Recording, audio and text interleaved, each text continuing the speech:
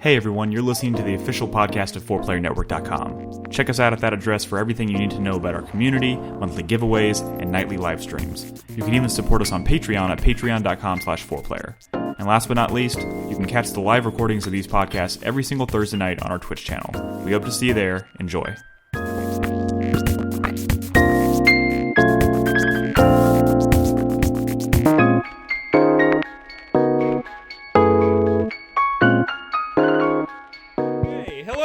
Welcome to the podcast. This is episode 513 of 4Player Podcast. My name is Nick Henderson.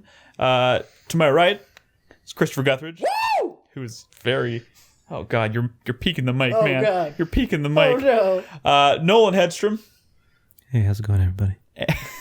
And Christopher Davis, filling in for Brad this week. Hello. Bring it up. Bring it up a little. Actually, I think we all... Bring it up a little. Bring it up! Come on, bring it up. No, I think it'd be nice to all find like the nice happy medium, all right? Round right? it off. Simmer it down. Simmer it down. Thank you. Lower. Thank you. Nice conversational tone. Okay. Anyways, welcome to the show, everybody. We have some stuff to talk about. I would like to. I know there's been some pop culture stuff that you maybe wanted to talk about. Do you want to open the show with that, Crispy? You want to talk about some Comic-Con shit? You know, I mean. Do you maybe want... All the big Hall Age presentations from Comic-Con happened since last show, which I wasn't here for. Who here watched the Russian Thor trailer? Russian? No, I didn't know there was a Russian because there was a Russian one up like 7 or 8 hours before the American one went up, and it kept getting taken down. But like, I finally found one, and I watched it, and of course I had no idea what the fuck they were saying because they were speaking Russian. But it was amazing, and then finally they released the English one. And I was like, oh, sweet. Yeah. That English one was pretty good, right? Dude, it's good. Dude, it looks good. Thor Ragnarok looks like it's gonna be...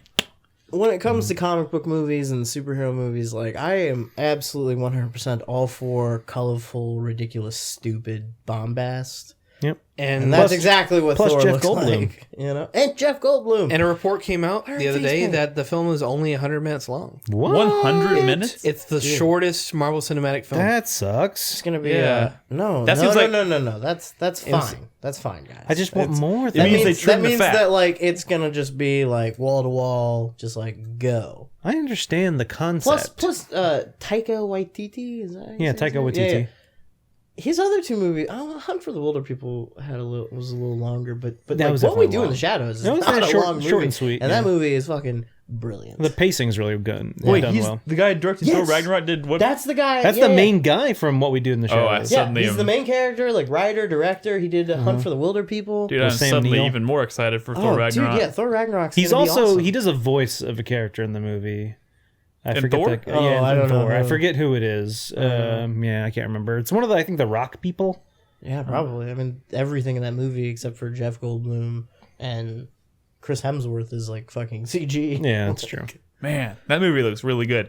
I did not like the second Thor movie. Korg, yeah. Although maybe not like is a strong word. It just didn't. What, Thor? It was not, the Dark the Dark World. It was just not memorable at all. No, I can't remember a single fucking I watched thing that movie happened. And I don't remember what happened. Yeah, Natalie Portman. I leave out London. I like the first Thor. There's like a big black thing. Like flying in the air and like destroying They things. said the bad guy was Doctor Who, but I couldn't What? tell. Yeah. No, the main bad guy is fucking like Chris Eccleston or something. Isn't it? Really? Oh, yeah, that's right. Yeah. I did, however, really enjoy Thor 1. Thor 1's pretty good. Yeah. Thor 1's pretty good. Pretty good. This one looks like it's going to be fucking bananas, though. I cannot. I do think that I like short hair Thor better than long hair Thor. Really? Yeah. Robin is outraged. Really? Just, whatever. It is what it is. I also found a really weird opinion she has about Doctor Strange. Mm-hmm.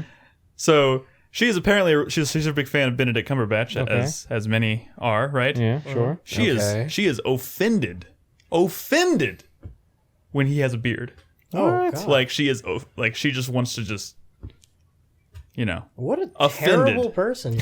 What if he's like offended? And she also hates it when he talks when he does not talk with an English accent. When he tries to fake an American accent. I mean, when he tries to fake an American accent, he sounds just like House. Yeah, like to the point where I wonder if him and Hugh Laurie like maybe had the same voice coach to like teach them how to sound American. Probably. Like it's weird. But like what? She just would suggest that Doctor Strange go without his iconic goatee. It's It's not where about he gets Doc- all of his power except for all of his that's other how powers. Doctor I know. Strange and Iron Man are goatee buddies. It's yeah. Awesome It's not facial hair bros. awesome. It has Facial hair nothing to do bros. with Doctor Strange. The It's- Cloak of Levitation, the Eye of Agamotto, and the fucking bitchin' goatee. which is great, and I don't think she has a problem That's with Doctor that. Strange. Boom. She is. It's literally just Benedict Cumberbatch. The fact that they picked him to play Doctor Strange, that comes with the mustache. Man. Just After I watched fucking- that Thor trailer, though, I watched Doctor Strange again. I don't care what anybody says. That movie is fucking. no, I like Doctor Strange quite a fucking bit. love that movie. I want to watch that one I saw it for again. the first time a few weeks ago. So good. I It's stand. not great, but I- it's so good. I do stand by what I said last week, though. The longer I had to think about it, the more I think Spider-Man: Homecoming is my new favorite MCU film. It's really good. That's cool. It's really fucking It's good. really good. Despite what Chris Davis thinks. I think it's a fine film. I just I don't think- think it's a godsend to Spider-Man. I think. Okay, Dude, whoa. no one said Godson. I did. Because that's exactly what it was. It's the only good Spider-Man movie that exists. I mean, At this I will point. say it's at the top. Like a movie that's so good that it ruins your opinions of other movies. You know, that's like Interstellar. I can't like Interstellar because I've seen too many better movies. Yeah. You know what I'm saying? It's not that fucking Don't let it go, Marv. It's not that Don't fucking... let it go. I will take this opportunity since we just brought up Spider-Man. Yeah. We're gonna record an episode of 4Player Plus where we're gonna do a popcorn cast for Spider-Man: Homecoming, and I think we're gonna try and record it on Sunday. I think that's the plan. Hopefully, maybe Sunday. Once we have the time nailed down for that, we'll let all of our supporters on Patreon know in case they would like to join us for the live recording in Discord, and we'll get that out to you as soon as we can.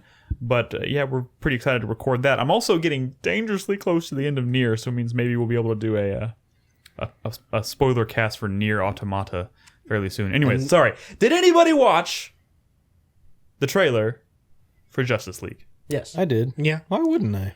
I'm still cautiously optimistic. I mean, it was there. I agree with But Krispy. man, what I'm trying to think back to the trailers for Batman vs Some of that Superman. CG, like there's some really quick shots of CG in there that's like that's not good. Yeah. Well, Like, they're a doing lot of it. A lot of it They're is doing a lot of reshoots. That's also apparently. not uncommon either. Like a lot of times they'll make trailers before they've even finished all of the CG work.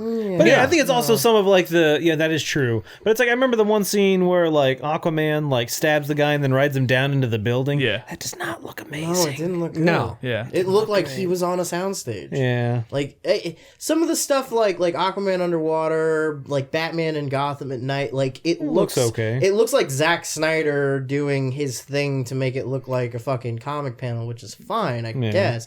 But some of that stuff, like the scene you were talking about, anything that has to do with Cyborg, Yeah. like it doesn't look that Cyborg good. does not look amazing. It doesn't look that good. I Yeah. don't know. Like it seems like they're trying to do more comedy, which I hope they didn't just show every like light But bit in the movie. I and like the I like trailer. the Flash's Yeah, that was a good. his Line. he's like I don't fight. I just sometimes just I push run people. really fast and then I push people. Yeah, Push people and then that's- run away.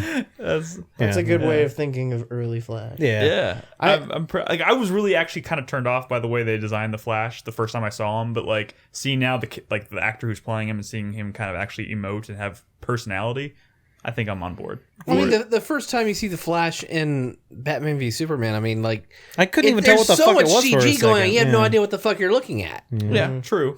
You guess it's the Flash because he's wearing red stuff and he's traveling through time supposedly. But I'm like, I'm trying to think back Yeah, to like the trailers for Batman vs Superman, and I'm trying to remember if I had the same feeling about those the way I feel about after watching the Justice League. I feel kind of like cautiously optimistic. I'm getting the same kind of. I also don't like that they kind of blew their load at the end of that trailer. There were Yeah. shots in the Batman v Superman trailer that I was like, I am so fucking happy that there's going to be a movie that has stuff that looks like that in it. Like the shot of fucking Batman clinging to the wall and then like using his grappling hook to Yeah. evade Superman. That was a really like, cool shooting. shot. Like That I was wasn't like, Superman. oh my god, a Batman movie that's gonna look like that. I was so excited. That wasn't Superman. That- what was it? No, that was when he No, was avoiding that was Doomsday. Doomsday. Oh, I thought it was a laser that was a blast. Doom- avoiding. but this was in the before trailer, they they made it showed look off cool. Doomsday. Yeah, that's the thing is they made it look Okay. like it. Yeah. Whatever it was, who cares? Who fucking cares? Who I knows care. what was You going do. on in that fucking movie? I'm gonna go watch that It again. looks so it I looks can remind really cool myself. when you cherry pick like very specific moments, and I don't know, this trailer even was just like, I watched the Ultimate Edition a couple weeks back. some of the If stuff. you're gonna, did you like it more than Spider-Man: Homecoming? No, It's marginally better than the original version. Oh, Yeah, which wasn't good at all. No, but it does fill in a few plot holes that make it marginally better. God, I can't. dude, that movie was so again, weird Like they because introduced Barbara Gordon back in there, and I'm like, that was what? so Imagine- what? Really? Yeah, she's in there. They cut her out of the entire film. Yeah. Who played Barbara Gordon? Wait, I don't remember. Wait, Martha. wait a second. They're about to make a Batgirl movie. Yeah.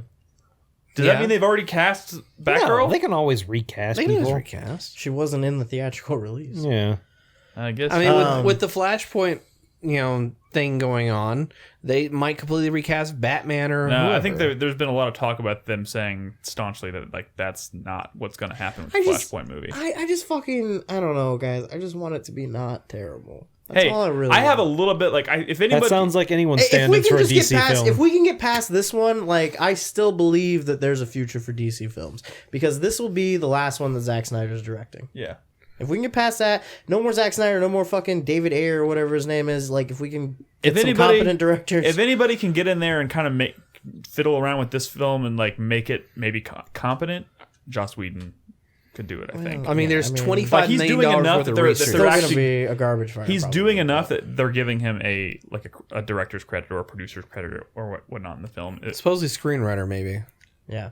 The only thing I really liked coming out of the DC or the Justice League panel was the new poster they showed off. was a It's good kind of poster. fucking whack, but Wait, the for- poster for Justice League. Yeah, with all of them. It looks like a fucking like an old like Alex Ross cover or something. It looks so fucking cool. It looks like Kingdom Come or something if you go back and look at that artwork.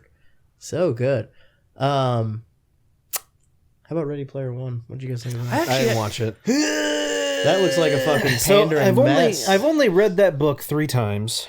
So it's a good book. do I you mean, I find keep time to hearing read that. books 3 But is times, it like guys? really a good book, or is it a good book in the way that everybody thought that like Okay, so Interstellar's good? so it's a good book in that it feels like nostalgia's coming all over you constantly, which is nice. But what the trailer felt like. There is a story. Nostalgia Bukake? There is a story that is Yeah. actually slightly competent that you can follow. And the problem is, yes, the trailer told you nothing about the movie.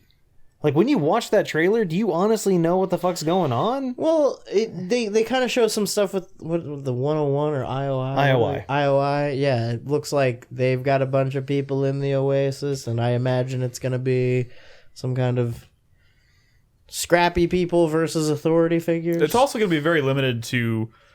Does it really have the much of a weird story? range of things Yes. they were able to get the So light, the rights basic to? concept is really, really, really rich guy makes a really, really good Virtual reality video game. that essentially becomes the world. Like, everyone lives their lives in this The place, world the is, Oasis. The actual Yeah. world has fallen and, to shit. And so he dies, and he says, "Hey, in my last will and testament, my like $22 billion worth is up for grabs to anybody who can find these Easter eggs I've hidden throughout this virtual reality." So it's all these So it's like people it's a searching mad, for it. mad world. Yeah, kind of? it's all. So the thing is, this virtual reality completely free. You don't have to pay for it. It's free. You have to pay 25 cents to register your character or whatever. 25 cents, and that's it. And so the IOI is Innovative Online Industries, innovative online industries, and they are a huge corporation that is spending millions and millions of dollars.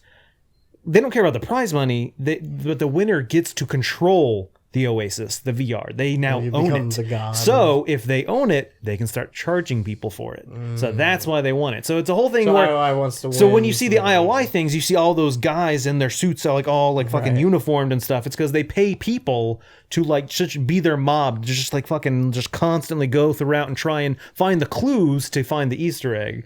And then kind of the movie surrounds this guy Parzival or Wade Watts, which that was the one thing I saw in the trailer that I was not like I guess a big fan of, because they show him outside the Oasis, and outside the Oasis he's supposed to be this kind of fat, acne-ridden guy who's just like a loner, no one likes him, but inside he makes himself a handsome guy that's so cool. And outside they show him with glasses on, and I know they're just gonna show him without glasses inside, and that's so fuck. I hate when when fucking like she's all that. Oh, that girl's so ugly. Takes off her glasses. Beautiful.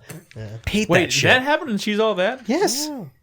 Oh my god. But anyway, I did so not know the teen that's movie. the point of the I've point of the never movie even is Can't buy me love. yeah. And Wait, love don't cost a When thing. the glasses become an unattractive thing. The That's point of the weird. book is it's about this guy who like he's like figuring out stuff and like oh blah blah blah, and it's about his His quest to find the Easter egg before everyone else. So, did you get any of that from the fucking trailer? No. All you know is it's fucking car races, which doesn't happen in the book, and I'm fine with that. I'm fine with them adding like a the lot of Iron the stuff Cool. they had though, like.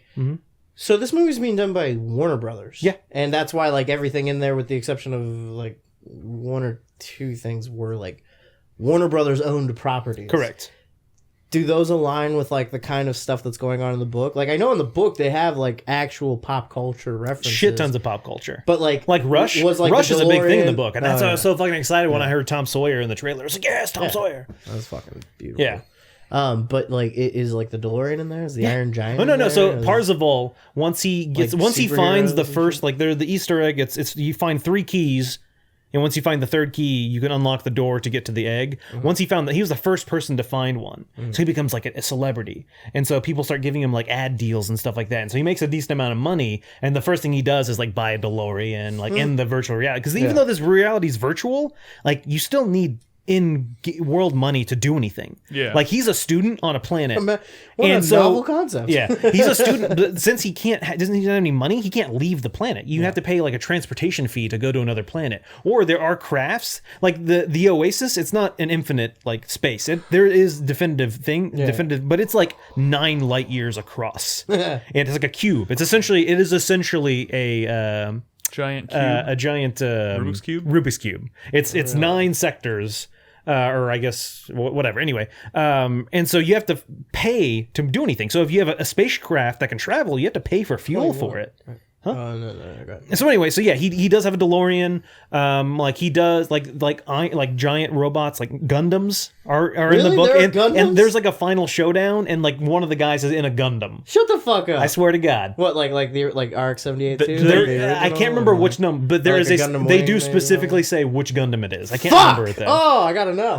There's Leopardon from like the Japanese Spider-Man show. He's in it. Mechagodzilla's in it. Ultraman. So yeah, there's a lot of it is literally pop culture, the book and now the movie, and so hopefully that's not all it is. Hopefully they actually do kind of follow the story a bit, and I'm sure they'll change it. One of my problems with the book is it's a lot of talky thinky. How do I solve this riddle?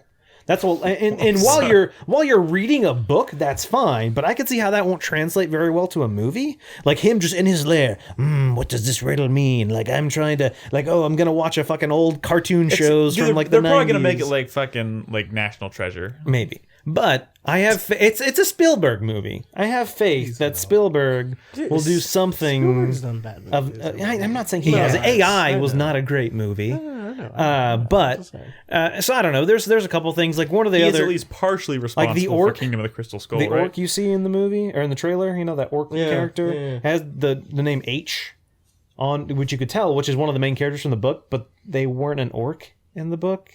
Oh. So I mean, it's an online character, so it's an avatar. You can make your avatar look like anything, but this guy's avatar just look like a guy. Like in that one nightclub shot, there was someone who looked like Harley Quinn and someone who looked like Deathstroke. And there's also someone that kind of looked like Gandalf dancing. But yeah, like there's one like there's like a Gandalf like guy. And there's like tons of people who dress up like like pop culture stuff. But anyway, we should probably get back. Yeah, I agree. We should probably rope it back in. We went on a little bit of a tangent here. I mean, it's Comic-Con. It's our Comic-Con. Stuff happens. It's a very exciting time, for all of that. Come on. What else? Before we move on completely, I'm just trying to think of, is there anything else worth from Comic-Con hashing out from Comic-Con? Oh man, I don't know. Probably definitely forgetting something. Yeah, I mean, can't be that important. Yeah. Oh well. Well, I think we'll bring it up later if we missed anything. But I do want to go over some feedback from our last episode. Last week was Mario week. First of all, thank you everybody who tuned in for our Mario week. Mm. It was a week. Our week of Mario. It was and a one week. day of Luigi. Yeah. Oh yeah, how did your Luigi's Mansion stream go? We'll talk about it. I mean, let's talk about impressions. Yeah. But yeah, thanks for tuning in for that. We talked a lot about Mario last week, but a lot of people were focused on our conversation we had about Telltale. There was a Defenders trailer. Oh, was there? Yeah. Oh yeah. I don't know if I really care. But okay. We don't have time. I'll watch it later. That exists. Yeah. Yeah. I'm almost done with Iron Fist. Almost. I have one episode left. I liked it better than Luke Cage. Really? Yeah. I've watched like 2 episodes. I think I might kind of be in the same boat with you there, but I'm not But entirely. don't get me wrong. I definitely didn't love Iron Fist. It was a okay show. Yeah. I'm trying to get through the Arrowverse shows right now on Netflix. Arrowverse? Arrow. Yeah, Arrow season 5. Oh my God! Why? First of all, Supergirl by the season way, 2 Arrow and, season and Flash season 3. Arrow season 4 is like one of the worst seasons of a television show I've ever watched. Anyways, sorry, that's neither here nor there. Arrow's rough. Arrow's really It rough. is. Although I heard It it is. found some, Flash is good. heard it found some footing last year. And but- Supergirl can be a delight when it wants to be. Can be a a delight. delight. All right. A delight. Last week, Zerby.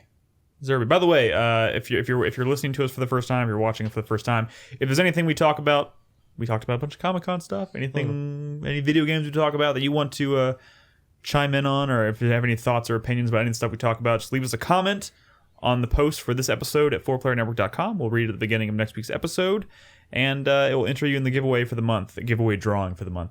Anyways, Zerby says, this is for Brad, and Brad's not here, Oh, but I'll be glad. all right, you be Brad. I'm Brad. Boo, boo, boo. I usually enjoy Brad's comment. I'm just going to look you in the eye when I read this. I usually enjoy Brad's comment, even if I disagree with him. But this week, I had to say, fuck you, Brad. Fuck you. That's right, I'm pointing at you. When he said no one wanted The Wolf Among Us Season 2. In my opinion, Wolf Among Us is one of the best games that Telltale has done, and it made me super happy that they had taken a lesser-known and popular comic and brought it to people's attention. Not only that, but The Wolf Among Us actually offered good contextual information at points, something that other Telltale games lack.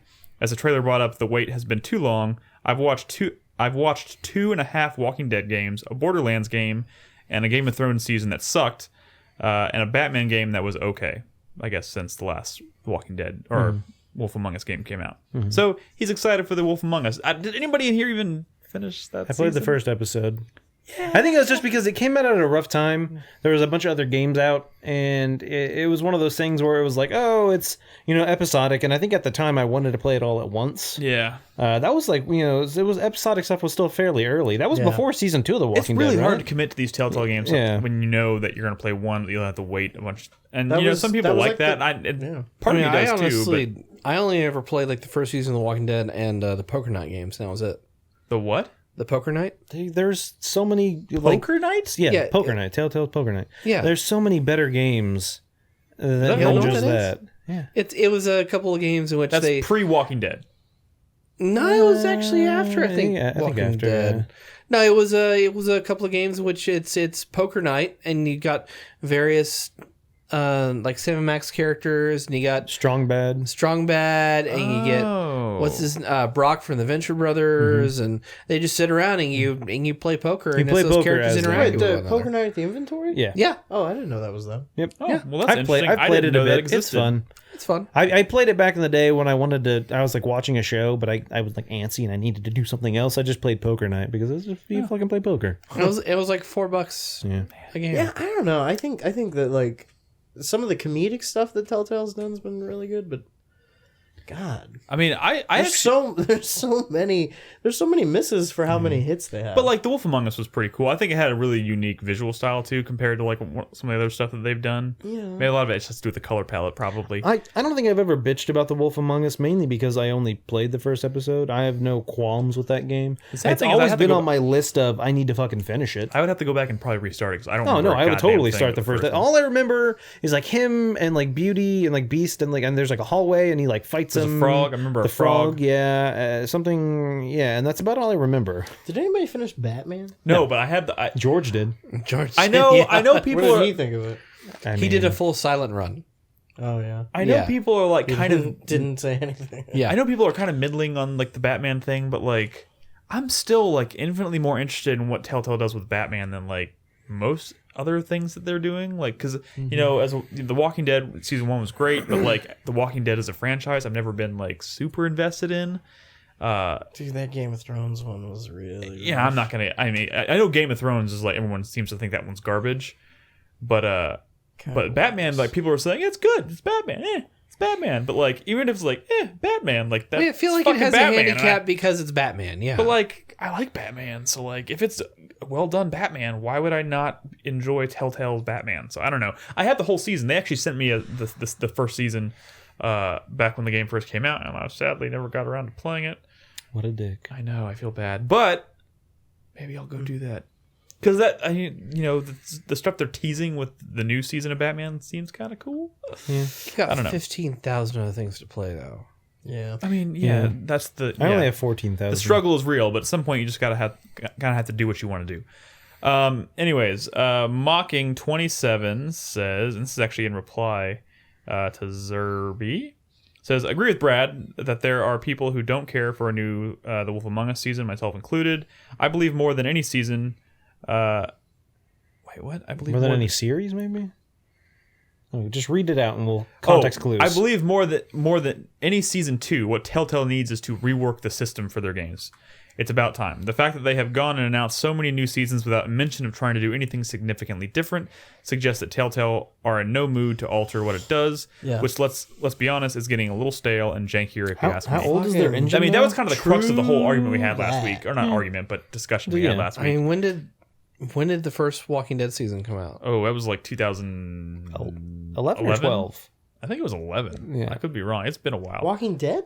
Yeah. First season? Yeah. No. That came out like 2013 or something. Really? I was on the podcast when the first season of Walking Dead came out. Okay, so yeah, probably Maybe, 2013. I mean, it's been a while. The point is, like, I know I was living with Nick at the time, so yeah, it was either 12 they or haven't 13. done any. They haven't indicated that they're interested in breaking out or breaking that mold, and that's kind of disappointing. So yeah, I'm kind of in agreement with both people here. Like, if they're not going to change it, Wolf Among Us 2 looks pretty cool, but they do need to fucking change it at some point.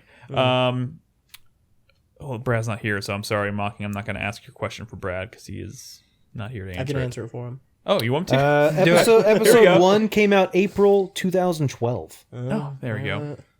All right, you ready? I'm going to ask you this question for As Brad. I'm Brad. If Brad's kid grew up to become a game designer and was offered a job at Mercury Steam, what would future Brad's reaction be? Option 1, fuck this shit, I disown you. Or option 2, go my child and make that shithole a better place. He would say that, and then he would shoot himself in his study.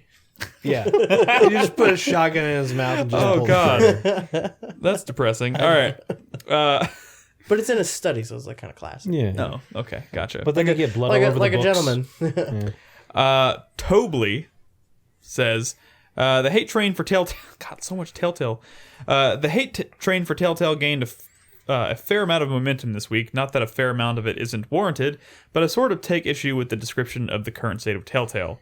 I had the same mentality as you guys until I played The Walking Dead: A New Frontier, aka Season 3, which is, in my opinion, their best work since Borderlands, and has ratcheted up my excitement considerably for the finale. Now I gotta fucking play Now, that but here's shit. not to say that they can't do good stuff, because The Walking Dead Season 3, so I'm not going to argue. If they tell a good story, who's, But power to them. But there's nothing about that.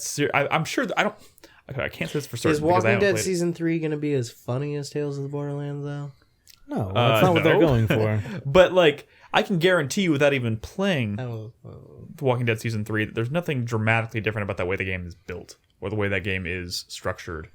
And that, I think, is where a lot of the frustration is coming from. Like, we just want to see them try something new. Not to say that, like, if they make a final season of The Walking Dead and it's fucking amazing, then great. That's fantastic. But, God, I want to see them just break out and do something other than, like, this style of game.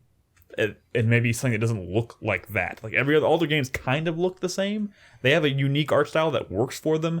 But like, I want to like, what would happen if Telltale's like suddenly they were like, we're making a game that's like, fucking Yeah, like fucking. like what if it was like Telltale's making a game that's kind of like Hitman or something. And I don't know. I just picked a random game, right? But like, try to think of what your It's reaction like would be. Roller Coaster Tycoon. Like, but like, That would be if interesting. Telltale said I'm doing anything other than what they've been doing, people would be like, "Thank God." That is what I think. Don't you worry about Telltale. Let me worry about blank. Okay, Anthony Scaramucci or whatever the fuck is that? All right, Scarecrow says this may be from the episode before last, but I agree with Nick about the Marvel movie villains.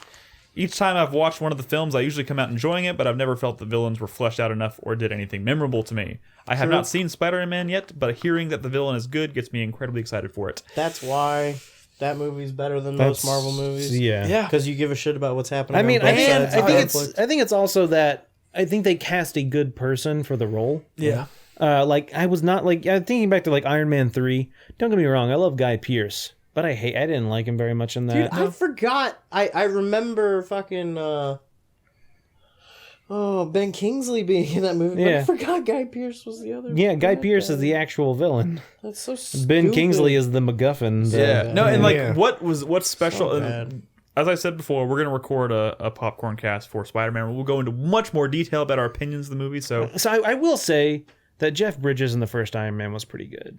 He was when he was good. Jeff Bridges. Yeah, so hold on. Sorry. And then when he goes Ironmonger, no, he was bad. I didn't say whatever. Ironmonger. I said Jeff Bridges was good. Right. Tell me a movie with Jeff Bridges. Tell me a movie with Jeff Bridges where you didn't like Jeff Bridges. That's hard. I don't know. I'd have to think about that. How many movies have I seen him? But like a lot. Spider-Man, the villain in Spider-Man works so well because also I feel like that was like easily the most organic villain of the entire Marvel Cinematic Universe. Who was the villain in the first Thor? Was it Loki? Yeah, I think well, Loki it was kind of Loki. He was also. It was just the fucking those people. Yeah, right? they were generic like. like. Oh God, what It the was that fuck? suit of Generic armor alien thing species. that Yeah, shot Loki. fire. Yeah, I guess that is The true. The That was- Destroyer, I think it was Well, I don't think he was the called, or- villain. I think he that was just like the fucking ticking clock. yeah, that was like the I oh was we got to thinking stop of the this guy. of the but- ice giants, but no, it was Loki. It really. Yeah, I mean, basically just Yeah. him. yeah. But while a good character did not make for I a looked great at an villain entire for the list. movie, Like, I don't know. I may have said this before. I'm sorry, but like I read an entire list where they ranked all of the Marvel Cinematic Universe villains, and you know who they gave number one? The Winter Soldier.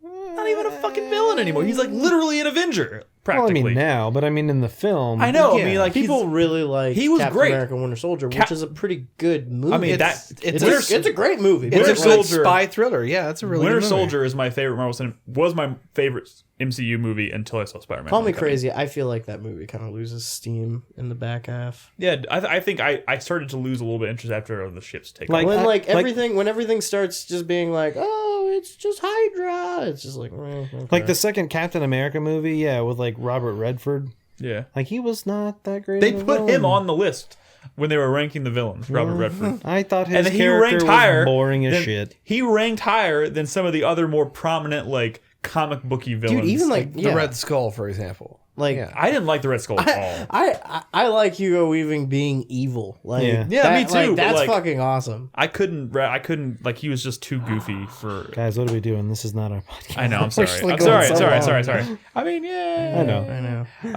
Okay. Last comment this week. Self Torment says, Wow. "Great podcast, guys. I Cool, just wanted thanks, to point alright. out to Chris Davis Oh, no. that his PC costs as much as an M5359 Praga Czechoslovak self-propelled anti-aircraft gun. You know, just in case it's in the market. Just Let yeah. that sink in, Chris. Your PC costs as much as an armored truck with twin 30mm autocannons on the back." A truck? See, How is that you a said thing? truck. Is this like a Power Wheels, like a tiny truck, or like It's a tiny truck with a huge gun on it. It's just Wait, it's one of those little like say power. Yeah, it was Yugoslavia? one of those like He power said- wheels with like a giant gun mounted on it. I am not an expert. I'm not an expert in like military weaponry. I'm sure it's a gun that goes on the side of a tank. M53/59 Praga /Czechoslovak self-propelled anti-aircraft gun is what he wrote. Wait, the gun is self-propelled? no. Self-propelled anti. The rounds are. Let Understand. that sink in, Chris. The point is you spent. Is it something you hold or? I think no. I think it's a gun. I don't think you mount could on the handle side of that a- girth. I think it's more of a gun you mount on a truck. I think the point is here, who gives a fuck? Well, I mean, Self. the point is, you spent a shit. Your computer's And your expensive. computer isn't. Well, nearly yeah, as it's useful. meant to do things. I built it for Can a your purpose. computer kill people? If I Is it try equipped hard for enough, maybe. anti-aircraft? Can your computer take down a plane? I mean, if your I drop apartment- it on another plane, If your maybe. apartment's being buzzed by an enemy squadron, you're just gonna wave your computer at them. He's just gonna take off the side panel and throw it like a frisbee. Self Torment posted a picture in chat. If you I want to see that. Click on that M5 Oh, God. Oh, let's take Praga bets. I think it's Where's the handheld. mouse? Where's the mouse? on your fucking hand. No. it powered down. Oh God! All right. Damn it! While he's trying to figure out how to use a mouse, I want to say thank you everybody There we who go. left comments this week. We appreciate it. Oh, That looks like That's- that's that's $4,000. that truck, you can buy that Why truck did I for buy? no, why the did I buy my gun. car instead of Wait. that? Zoom in. Can you? That's as big as it You can't. gets. Yeah, you can't. You can't do the fucking Well, shift. I mean, with the a keyboard's over keyboard, there. you can. Yeah. I can't see what that is. You need glasses, Crispy. Yeah, I need some glasses. He needs glasses for his glasses. Anyways, thank you guys for the feedback this week. If you have anything that you'd like to hear us talk about next week, leave us a comment on the site at 4playernetwork.com. And with that said, let's finally talk about some fucking video games. Oh, thank And I want to start An with hour later. I know. Let's start with the newest thing, and it's Crispy. Crispy's. Oh, we're gonna start. Yeah, we're starting with you gonna because you've played the newest blow thing. my load. So I've been playing Epic's Fortnite. Oh, Yeah. Good timing on the banner there, Chris Davis. why wait until you say it? I I know am- you do. That's right. I am. I'm so sad I didn't get to play. I was hoping to play this before. So I'm the only one that's I was played hoping to play it. Dude, I've been fucking busy. beyond what I was you guys waiting may for have a seen at code. E3. Yes, I did play it at E3, and I liked it. I mean, that's the whole reason I played it at E3, and I was like, I'm definitely fucking playing that. So I picked it. I Nick picked it was up on sitting there PS4. going, I though. have no idea what's going on, but I'm having fun. Yes, that's more or less my exact reaction. Yes. Anyways, So, wow, this Oh. game is dense and weird and confusing and colorful as shit. colorful as shit. Yeah. I've been playing. God, let me sit here and actually try to calculate how long I've been playing. Have you been playing it for A a fortnight? Oh, Hasn't been out that no, long. no, not even close. Nope. been out like I'm 2 probably days. somewhere in the 15 hour range. So I'd it's okay. have to I know. imagine. I saw Joseph on Twitter the other day. Said, "He's like, I played this. I played Fortnite for 8 hours today." And I was like, "Holy Yeah, it's. I mean, because it's so like it's got that same loop of just like, okay, one more mission. Yeah, okay, just one more. mission. Okay, one more mission. It's also super weird too because when this game, so technically this game is in early access, Yeah. and This is it's gonna be free to play next year. yeah. This is the paid early access. They're planning on going free to play next year. I bought it for full price. Yes. Oh, you bought? They gave us 2 free codes and you Yeah, bought one. I bought it. Well, he got it on PS4. I got it on PS4. Yeah, I know. Sorry, bro. Could have played with us. So, one thing I want to point out about the footage that you're seeing here, everything that you're seeing that isn't ground was built by somebody, which is kind of cool. Yeah. Somebody being you or somebody else? No, this is not my fort. This is somebody else's. This is some randos. So, basically, like, the biggest question I had coming out of E3 was, like, what does long-term play of Fortnite look like? Like, Yeah. what's the loop? What's, you know, if I'm sitting at a computer playing this for 8 hours, what am I doing in that 8 hours, you know? Yeah. Now I have a clearer picture of what that is, and now that I've kind of parsed out how some of the systems and progressions and currencies work, I'm having a great time. That stuff's a little oblique, though, especially starting out.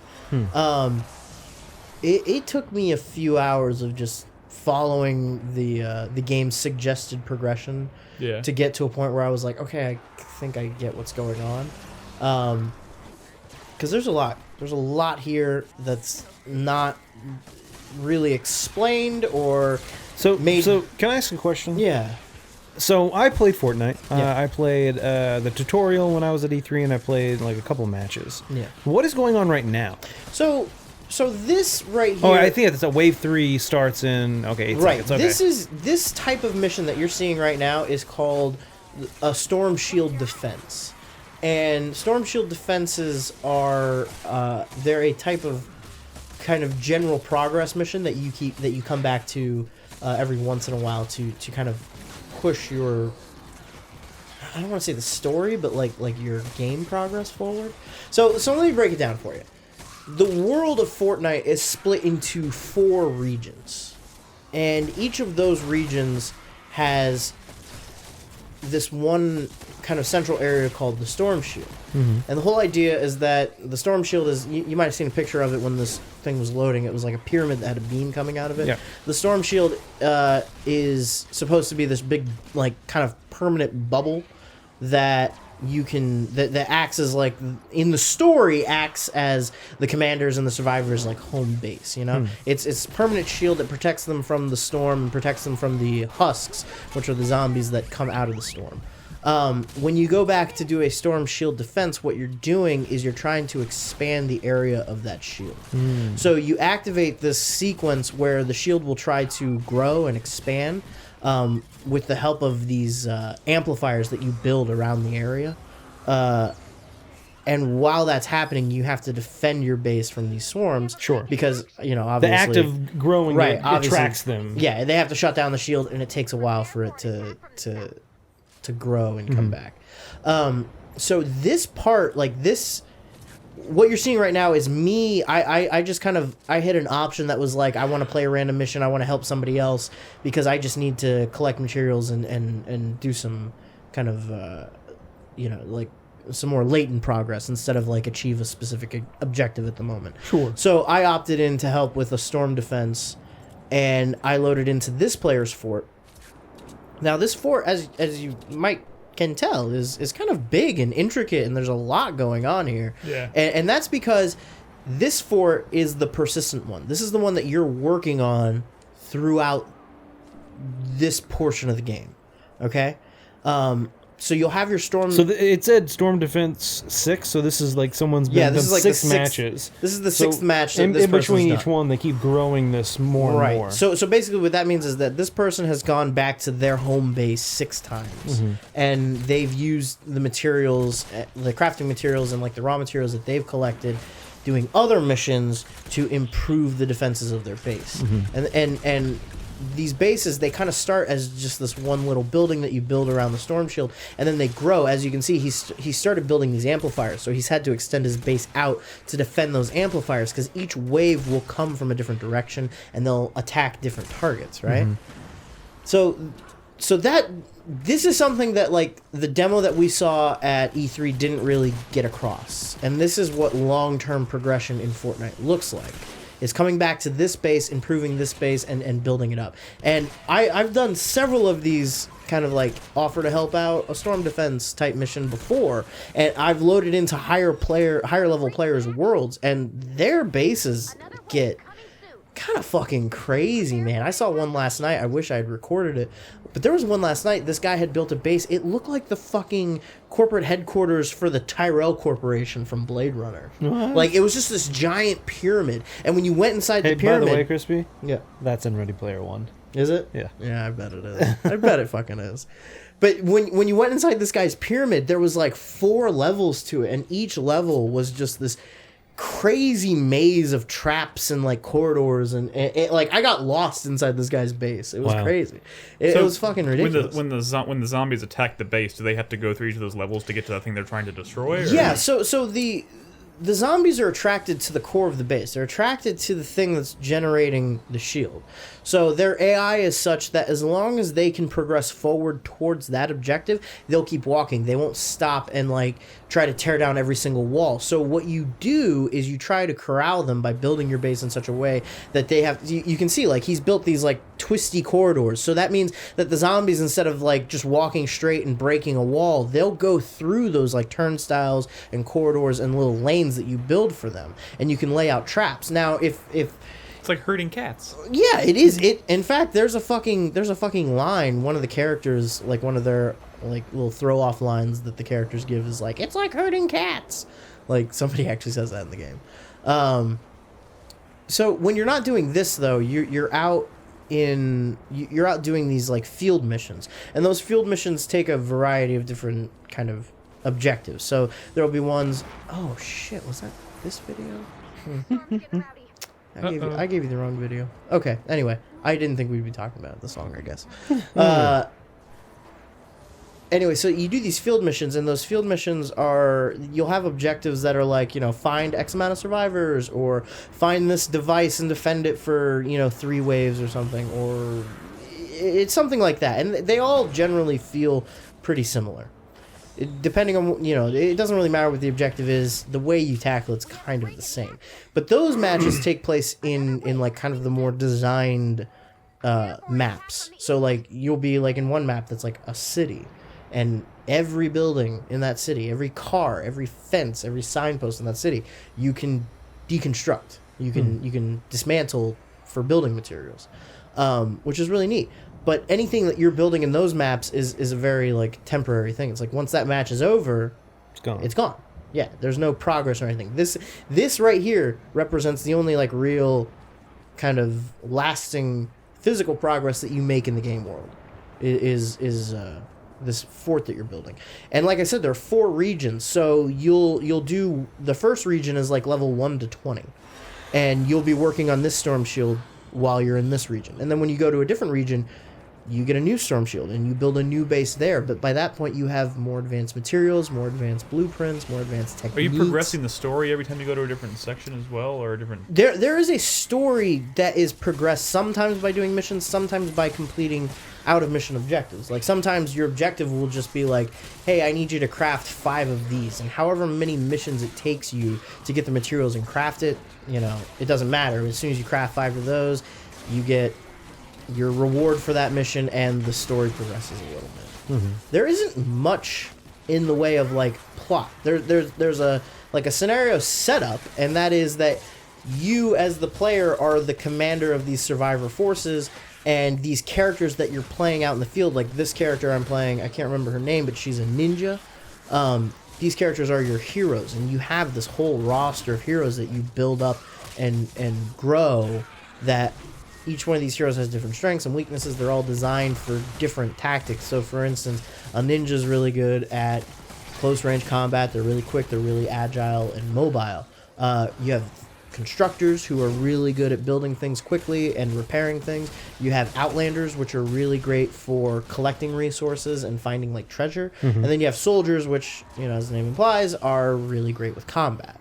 So whatever you're looking for a particular mission, you kind of have this large, deep bench of characters. One of the things that that stuck with me, though, the one things I really liked about this game when I played it at E3, though, and I know that I wasn't really going into this expecting there to be like some dense story or whatever to follow, but like it had like an insane amount of like personality to it, just in like the short like 30 to 45 minutes that I played it at E3. Like the characters that I met were funny, and they were well acted, and voice acting was good, and all that stuff seemed great.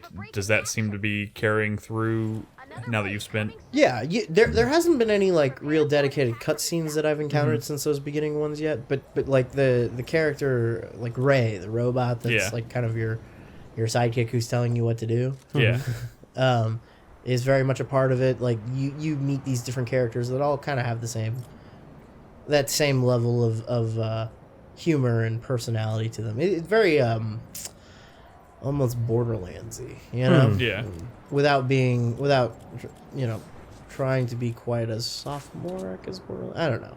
It's goofy, but it's not like gross. I mean, do you know if there's like an in-game scenario, or it's just like well, again, something you play forever? I'm only like level 15, and this thing goes up to like 60 or something. Okay. So whatever it is, it's probably I have no idea. It's definitely not the focus one way or another. I don't even know what it's like once you've completed one of the 4 major regions. Like I don't know what transitioning from this area to the next one's going to be like. Right now, I'm kind of just doing missions to gather materials to build my fort up to get to that point. Have you been playing online? Are you constantly connected online playing with other people, or are you? I am, yeah. But is there? You can turn it off. You can play solo if you want. You can also play invite, like, friends only if you want. Yeah. But I've been playing mostly online just because that just seems to be the easiest way to get shit done. Yeah. Because any Easier mission, to find a match. Yeah. right? Any mission you play, you'll have upwards of 2-3 people helping you out. Especially if you're doing a storm shield defense, because you get to a point where like you'll have to do 5 or 6 waves of these, and it's all, it's kind of difficult to be shooting zombies and repairing your base and covering 2 different flanks at the same time. Yeah. They do have AI. They have these things called defenders. You can build a pad that you set down that will allow you to load in AI characters called defenders, and they're all they're all based on like what kind of weapon they use, which help. But I honestly, they haven't really done much for me yet. Yeah. Like the home base AI has kind of just been really underwhelming. And you have to manage their inventory too, which means if you load in an offender that's good with assault rifles, you have to have an assault rifle in your inventory that you have to drop for them to pick up, and then you have to give them the ammo for it out of your inventory. And when they run out of it, they just sit around going, out of ammo, need ammo over here, you know, shit like that. And then you have to like craft more ammo and give it to them. It's kind of just a fucking pain. So it's just it seems like playing with other people is this game's definitely designed with the idea of you playing with other people cool in mind. So that's how I've been doing it, and I've been enjoying it. How's the loot? There's a lot of it, and all the loot's in service of building the forts, right? For the most part. So a lot of what you get out of loot is schematics for building things, which I have a lot of schematics, and I have a lot of schematics for things I can't even build because I haven't found the particular material that I need to make them in the game yet, you know? You get a lot of schematics. You find survivors, which are kind of like this resource that you use. It's a little weird, and the game doesn't explain it very well. And then you find different types of experience. So you'll find there's a type of experience that is for leveling up schematics. There's a type of experience that's for leveling up survivors. There's a type of experience that's for leveling up heroes.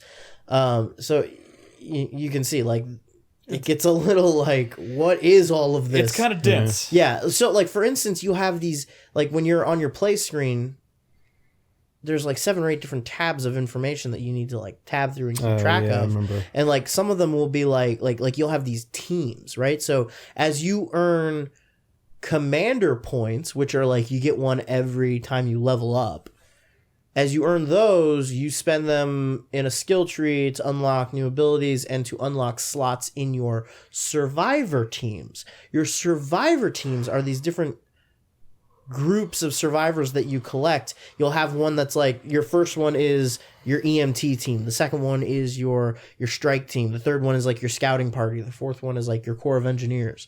And you'll find all these survivors, and they're basically like trading cards.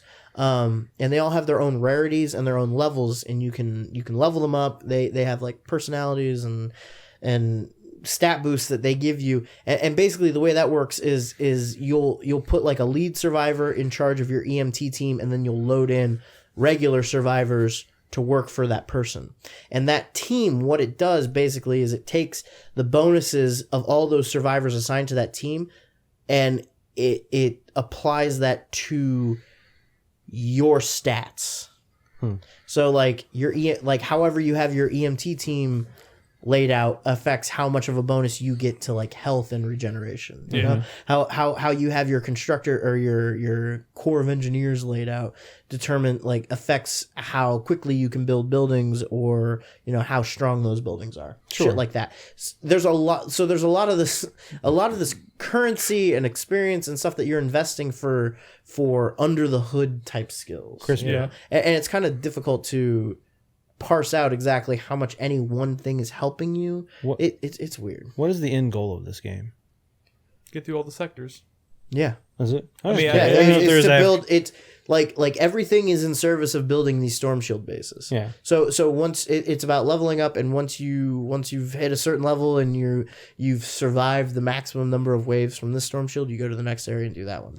That's basically what it is. Okay. It's everything is kind of in service to coming back to this area and building this up. And again, it doesn't, you know, saying it doesn't sound as compelling as it actually is, because when I was playing around last night, just like going into random matches, and I saw some of the bases that these people were building, that was what made me want to play. I was like, holy fuck, I want that. I mean, if y'all remember, I want something like that. I'm looking around. You might notice I'm like exploring his base pretty thoroughly, looking around, getting ideas for how I want to lay out my base. You know. But that's... I mean, if anyone remembers when we were talking about this at E3, I think it was you, Krispy, said that the developer that was there kind of talking you through it, whatever, was like telling you how to build the base, and then she's like, all right, kind of let you go to your own devices, and then like 5 minutes later you turn around and she was playing, and she had like built like some giant... Oh, yeah. Fucking like... I didn't do a lot of building in this one because this was somebody else's base, and... Can you build on someone else's base? They have the option of allowing people to do that. Cool. This guy did not have that. I mean, I think that's good. You don't want someone to come in your base and help fucking you, shit but up. then essentially start messing things right, up. just start like. Well, yeah, and if building stuff that they you're not mess aware up of. your paths or something like Yeah, that, yeah. which I mean, if you were playing with friends and you could kind of coordinate the effort a little better, it'd be one thing. But with randos, yeah, I probably wouldn't let them be just like laying things out all willy nilly. People can't be trusted. That and this was somebody else's storm defense, and I frankly didn't want to waste my resources on it. You know, Yeah. I was perfectly happy to lend a hand repairing and shooting zombies, but I didn't feel like I need to Well, we'll probably give them a bunch of my. we'll probably return to this a couple Yeah. times. I'm going to play a little bit of it too, and Somebody else should play this for a while. Like Nick, if you play it, you should sink some time into it, so I that would you like get to a play it. sense of the. you will. So that you get a sense of the cycle. You know. Yeah, for sure. loop. So we'll talk about this again in a future episode. I was actually hoping to play a little bit of it before tonight, but just as a quick aside, I opted to, because I thought yesterday was gonna be the day. I thought yesterday was gonna be my opportunity to finish Nier Automata. There's no overlay for this. I'm just quick aside. I'm literally like probably an hour away from the end of Nier Automata, like for goods. Do you remember the boss in the desert? Yeah. The flying thing. When you're playing it as 18. Yeah. All the spoilers. Sorry, I don't want to spoil anything. I just want to say, fought that boss, played for like an hour, died, lost all that hour. You fought the boss for an hour, or you No, didn't? I fought the boss, beat it, but the boss Then was you- a huge pain in the dick. Yeah. And then you played for an hour of time, and then you died, and you lost all that progress. Yes, because something in that game changes at some point, and Spoilers. some of the, well, I'm not telling you what know. changes, but I'm saying there is everything in that game has kind of like a real world explanation, right? I'm so fucking sick of talking about this. I know. But like, And you know what? I'm going to start it soon.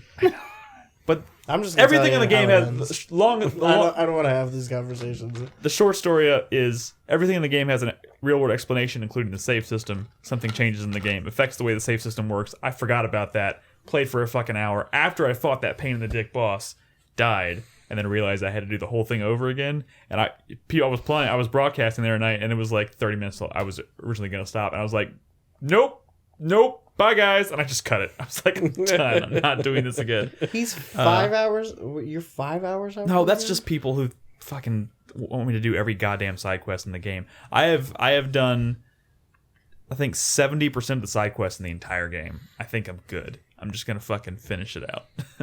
I mean, are they crucial to unlocking a secret ending? No, Then don't bother. I have been keeping just enough tabs. That there's an FAQ that I've been following, just like looking at the side quests or whatnot, and saying the names of the side quests specifically, and I'm saying to people like which ones are absolutely crucial, especially if I want to get the most out of the story and all that saying shit. every And they're like, single dude, this one, one. this one, this one, this one. I've done all of those. I'm pretty much good. I'm gonna knock it out in my next sitting, but we're gonna do hopefully maybe do a spoiler cast on it. And I don't know if Krispy even wants to at this point, but Can I do a quick aside? yeah, for sure. I know you actually had a couple of games. I do want to do a spoiler cast about this. I just want you to fucking finish it. I So, know last night was gonna be the night. Quick aside. I finished The Last of Us on grounded mode. Holy fuck! I That can't game even was believe not you easy. did that. That game was not. So honestly, most of it's not that bad. The hardest part for me was when Ellie and David are trapped in that cabin. Holy shit! When you have like 7 arrows and like 5 bullets, and there's like 30 zombies coming, it's like brutal. Especially because you get like one hit and you're dead, pretty Yeah. much. Like a Oh, yeah. zombie slaps you and you die. Are you talking about the sawmill or the? Yeah. No, Okay. before that. Before that. Yeah, when you're in the cabin.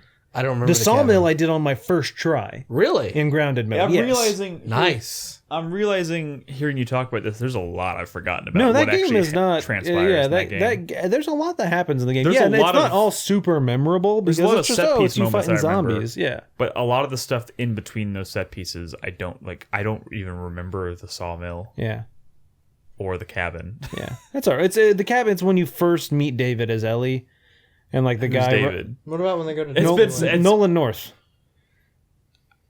I need to should probably replay this that game. That game's pretty good. I know. He's And an important I've actually character. wanted to play the PS4 version. Oh, Dude, okay, it's I fucking remember- beautiful, and in HDR and I've 4K, had it. like I've had it. it's It's- beautiful. yeah, It's no. beautiful.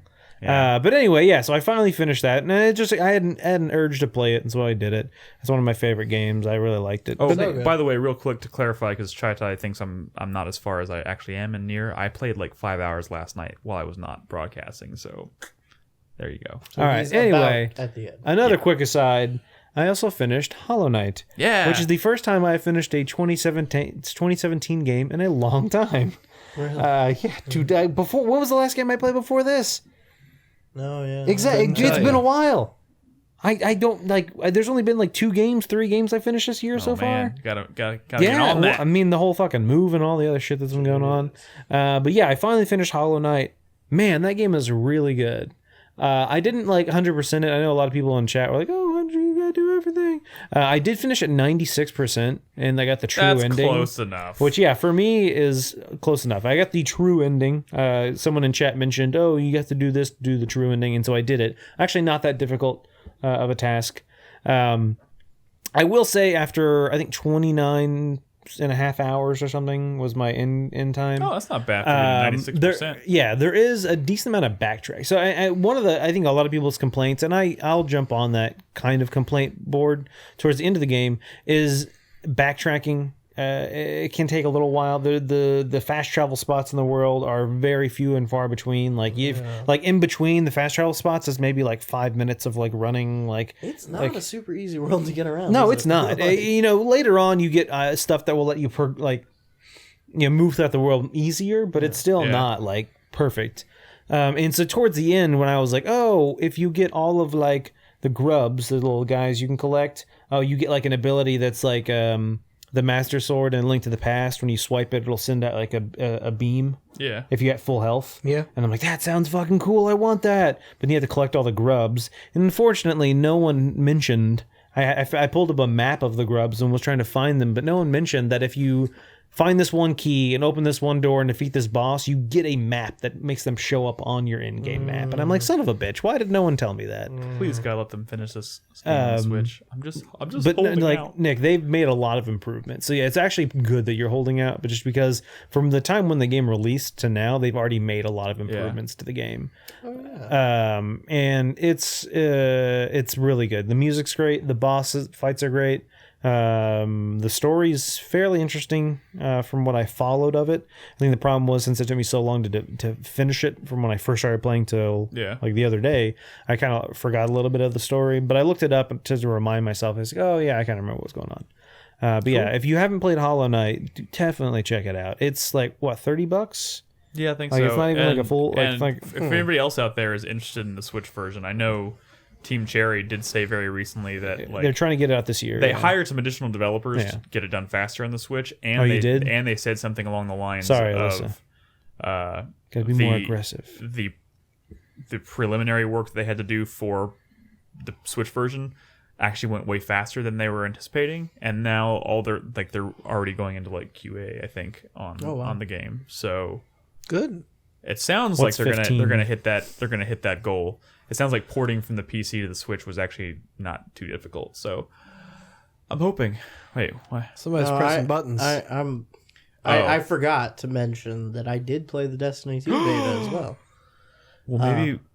Maybe we should revisit Hey, that. yeah, Second hold on, round. just real quick, because I was way off. Right now, Hollow Knight on Steam is $15. Oh shit! Like, holy Damn. shit! If you don't buy that, Damn, you're silly. you're silly. If you like Metroidvanias, if you like good silly games bitch. with good music, like, it is well worth it. If you like fun, Yeah. Yeah, I feel like maybe I should. No, I was like, maybe I should just buy it while it's 15, just in case. Just in case that Switch version doesn't make it out, but then buy that PC game and play it. no, I refuse. Sorry, Do it. Crispy. Anyway, yeah. How much do you want to say about it? Because we want to take a break, or do you want to talk about it now or after? Oh the yeah, break? there's not a lot to say. Oh, yeah, then go for it. Because that beta was surprisingly limited compared to the last beta that they did. If you remember, the first Destiny beta was basically like the first hour of the game. I thought it was like the first third of the game. Yeah, basically. Shots fired. Basically, yeah. Shots fired. But yeah, it was like you had story missions, you had the open world aspect going on, you had full multiplayer or some multiplayer. You had patrols and everything. In this, it is one story mission 1 early game strike and 2 multiplayer playlists that are 1 map, 1 game mode apiece. That's it. That's all it was. But despite being very Destiny, there were a couple minor improvements and tweaks that I thought were a very good step in the right direction. First of which is the story mission that you play, which I assume is the opening mission of the game. Does a great job of just laying out, hey, conflict, villain, goal. Nice. Something that the original Destiny didn't really ever do. Is the villain from the moon? No, he's not.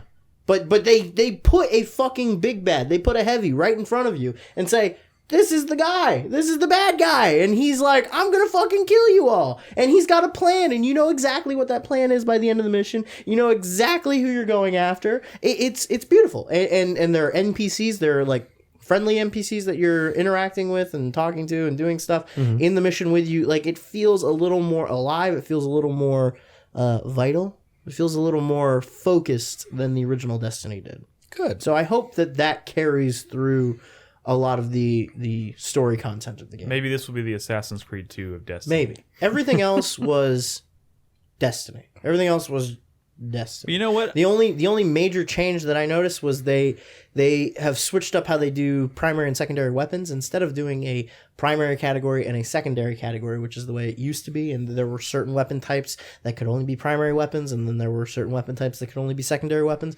Now what they've done is they're doing kinetic and energy weapons. So you can get kinetic weapons that are, assault rifles, SMGs, pistols, or hand cannons or whatever. And then you can get energy weapons that could also be SMGs, assault rifles, hand cannons, and that kind of stuff. They deal damage differently. So that's how they differentiate it now. Which means your equipment is a little bit more flexible now. What about like heavy weapons? Like if you had, still have heavy weapons. Okay. Yeah, they still do heavy weapons, and there are more types of heavy weapons. It seems like now. Okay. Good.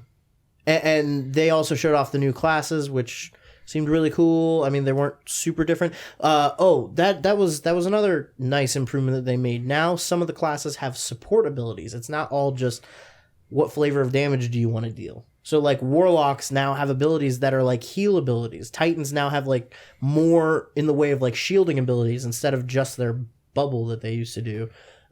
So that kind of diversifies people's dynamic within a fire team. You know what I'm saying? It kind of makes it more than just... a little more than just everybody shoot and throw your supers at the same time. Yeah.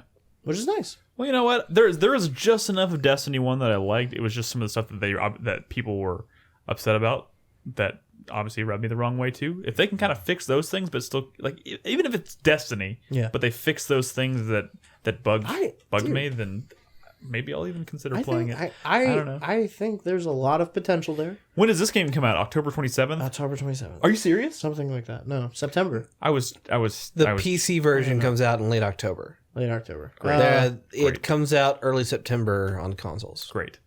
All right, we need to take a quick break. We're going to come back. We have a few news topics, but I do want to check in with a few of you guys. I know we all play a little bit more Mario stuff during our Mario Week last week, so we'll check in with you guys on those games, and then we'll do news and answer some questions from our Patreon supporters. So if you're watching us live, don't go anywhere. If you're listening, also don't go anywhere. We'll be right back.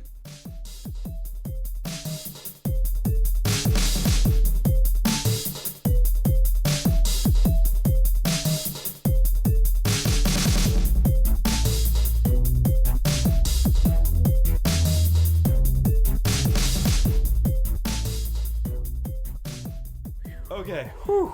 Hello. Welcome back from the break. Thank you. Thank you, Nick, for welcoming us back from the break. You're welcome. It's good to be back. You're welcome. Sorry, we were just telling stories during the break. You're shooting the shit. Shooting the shit, as some say. I played a game. Yeah. Yeah. Tell us about you played that a video game. game? That's right. We talked about video games. I played right. Paper Mario: The 1,000-Year Door. Whoa. Where's the time card? Right there. What took so long? I had to reach over to There grab it, was and I was a writing beat down the time. between him saying it and that card going up. You're fired. Chris long. Davis had to reach around. So yeah, Paper Mario: The 1,000-Year Door. I played it for like 5 hours the other day on my stream, and I played it. I played a little more afterwards too. It's definitely enjoyable. It's the first time I've ever like sunk my teeth into a Paper Mario game. Yeah. Did you get past like that slow burn you were talking about at the beginning of last week? I think so. I'm not 100%. So the thing is, I made it to the first area. I beat the boss. What the fuck is that? That's I forget her name. Is that fucking Ursula from Little Mermaid? Kind of, but her boobs are bigger. Yeah, I don't know if that's gonna be a highlight, but you should definitely see when I first met her. That was an interesting encounter.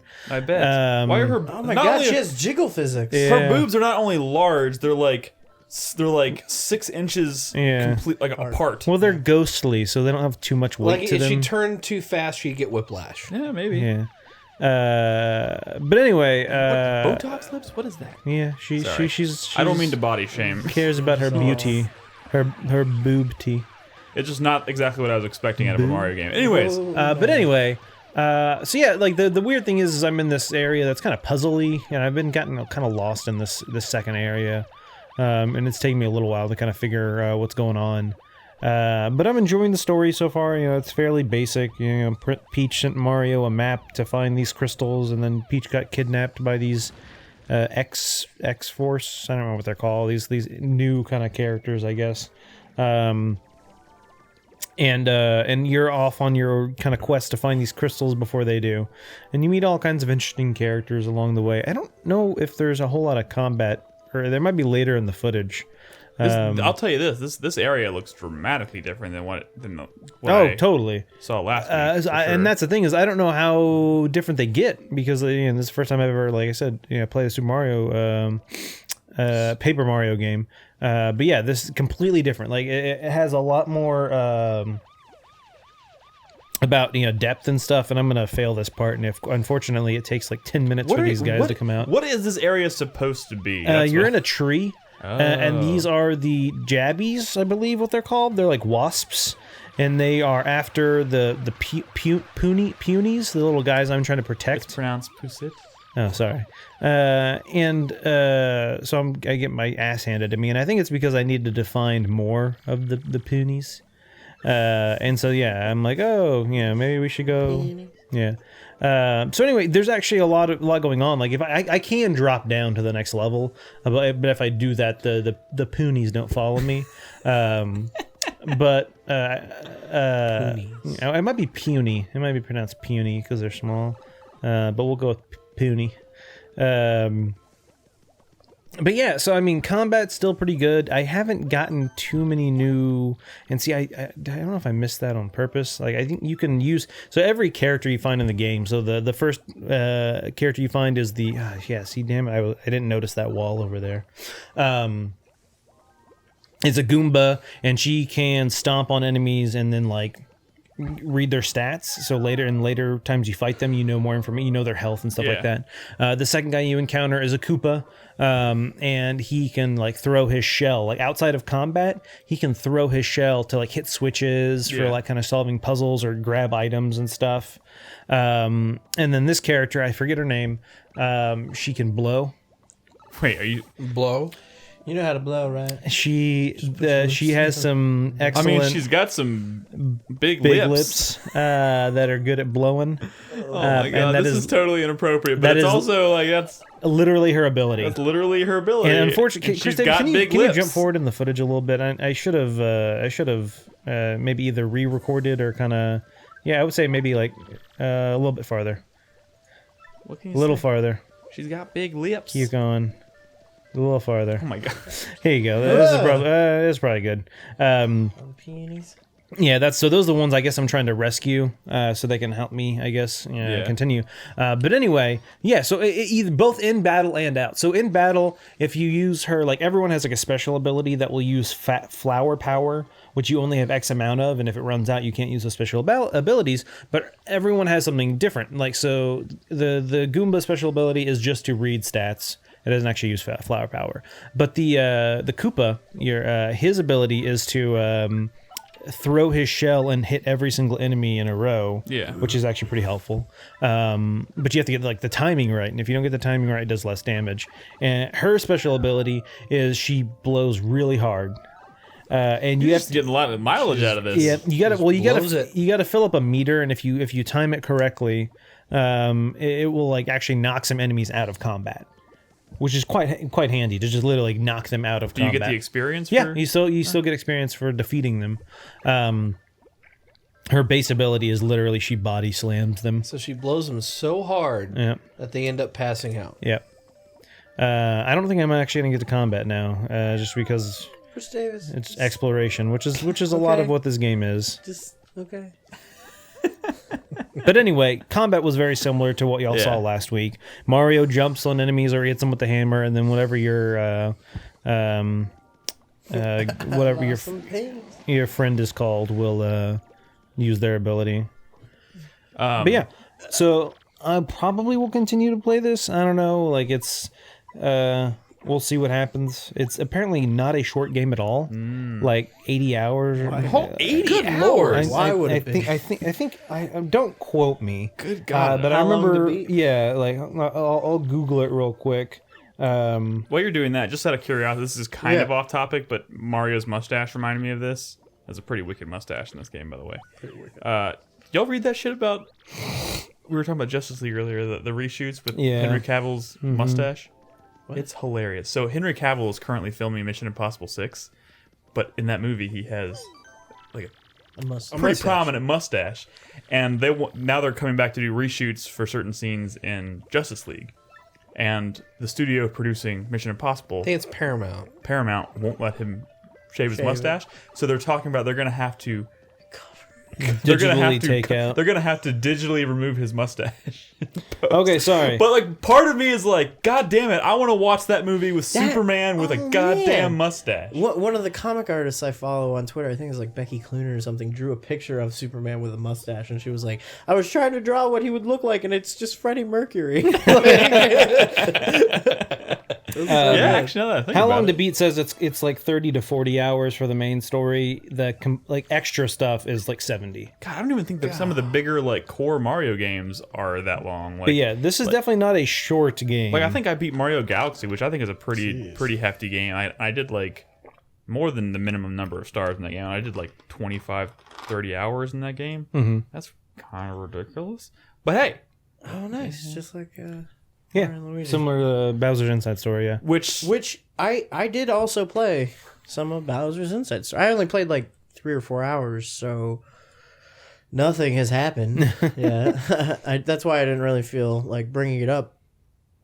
But I'm really impressed with it so far. Like with the kind of back and forth between controlling Bowser and like what he's doing outside and how it affects Mario and Luigi the inside, levels yeah. that Mario and Luigi are playing inside. Yeah. Like I just did the one where you have to like go around and like find the water fountain to like fill up with water so that like Mario and Luigi can swim around, and then you have to move Bowser away from the water so like you can manipulate stuff in the environment. It's pretty It was cool. really cool. But I haven't played enough to really dig into it, but I will be playing more of that.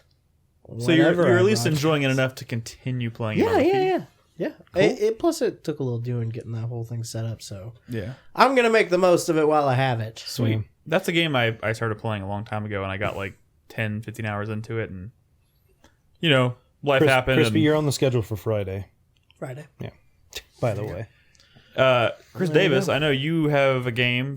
I mean, I played several games as part of Mario Week and then some. So before we get to that one game, That one game. how did Luigi's Mansion go?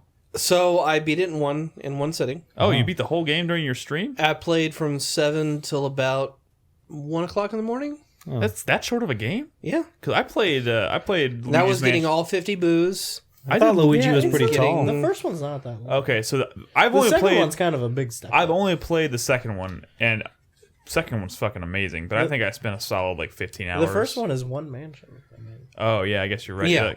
Yeah. Luigi's Mansion. What is the second one called? What's the subtitle? Dark Moon. Dark Moon. Dark That Side game of is the Moon. incredible, but it has like 4 Dark or of the 5 different mansions that you go to. But anyway. I mean, Luigi's Mansion, I never played it when it first came out. I mean, So this was like your first time playing it, period? yeah. When I bought a GameCube, it was specifically for the Resident Evil remake. Yeah. I never had any interest. Actually, it's kind of the same deal for me too, because I never touched Luigi's Mansion. I didn't touch Luigi's Mansion until the Dark Moon one on the DS. So Yeah, but I mean, this game, I ran it on Dolphin. It ran extremely well. charming as I was very surprised how well it ran. Yeah. Some games run great on Dolphin, some not so much. Some not so much at all. I was running it like 3.5K resolution practically, and it was very pretty. It was fun. It was good for a Ghostbusters game. catching ghosts. It had a nice little charm to it. Mm-hmm. That's pretty much the gist of Luigi's Mansion. It's fucking charming as hell. Ghostbusters. I hated the 2-letter boss fights in the game. 2-letter boss fights. The third boss fight. I think you meant ladder. Oh, ladder. Yeah. I was like, what letters? What? The Bulossus.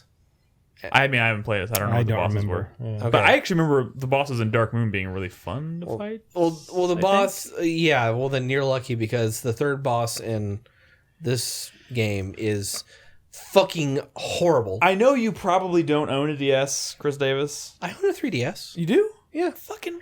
and I own a DSi. I should have played that one. You should play Dark Moon. Dark Moon It's is really good. fucking Yeah, Dark incredible. Moon is really I mean, good. I don't play handheld games that much, so I mean, and I fucking hated the camera in the final boss fight because it was absolutely horseshit. Like you had no perspective for what you actually needed to do. Not necessarily. I mean, I feel 'Cause you like had no control. I feel like Luigi's Mansion has always been one of those games where it's like really cool, really charming idea, really charming execution, but I feel like it's never been like lauded as like this super like fantastic achievement of a game. I like it. So- I wish there was more to do in the game. Well, then that's where Dark Moon That's why you comes need in. Dark Moon. yeah, Because Dark Moon is a bigger, better game in just about every sense of the word. I feel like it needs systems. It needs. What's that ringtone? Plus that ringtone. Oh, yeah. Oh, I Yeah. forgot about the ringtone. No, I love. That's one of the things I love about the game. There's almost no music in Luigi's Mansion, but the entire time you'll hear Luigi like humming it or whistling it, or like his ringtone will go off and he'll be playing the exact same thing in the exact same cadence. Is it the same ringtone from the first one, or was it a new one in Dark Moon? I can't remember. Dun, da, da, da, dun. I think the one he's thinking of is different. In Dark Moon, that's when his thing goes off. Okay, that's a higher BPM, but yeah, it's basically that. Yeah, that's so good. It's really good. I implore you to someday find time to Dude, that'd be a good play Dark ringtone. Moon. I had it Yeah. as my ringtone for forever and ever. Okay. So the other game you played for Mario Week, you did The mini Project M did a against mini- Carlos, where you played. and we played Super Mario World. Which pretty good game. started out kind of bad because I have a Retron 5, which allows me to play a bunch of different classic 16-bit and 8-bit. And the one problem the system has is there's input lag for SNES games. And I could not play Super Mario World. I went out and I bought a cartridge. That's a I game bought you a brand new don't- controller. You don't want input And lag on that. there was a half second of input lag between pressing a button, things Is happening. that the on version screen. you ended up playing for the entire race? No, I borrowed my roommate's Wii U and he had it on there, so that's okay. why I played. Good. It was so much better. It should be a Retron 4 then. I mean, it was If every Super Nintendo game has that lag was so fucking bad. lag, that's unusable. It's you can't play a platformer on that. So how long did I don't know how I was able to play Mario RPG on that. I just don't know how. Input is Well, less with the important. timing, with how you but did, you can extra learn the damage. input attacks, timing. Yeah. Yeah, it was rough though. So bad.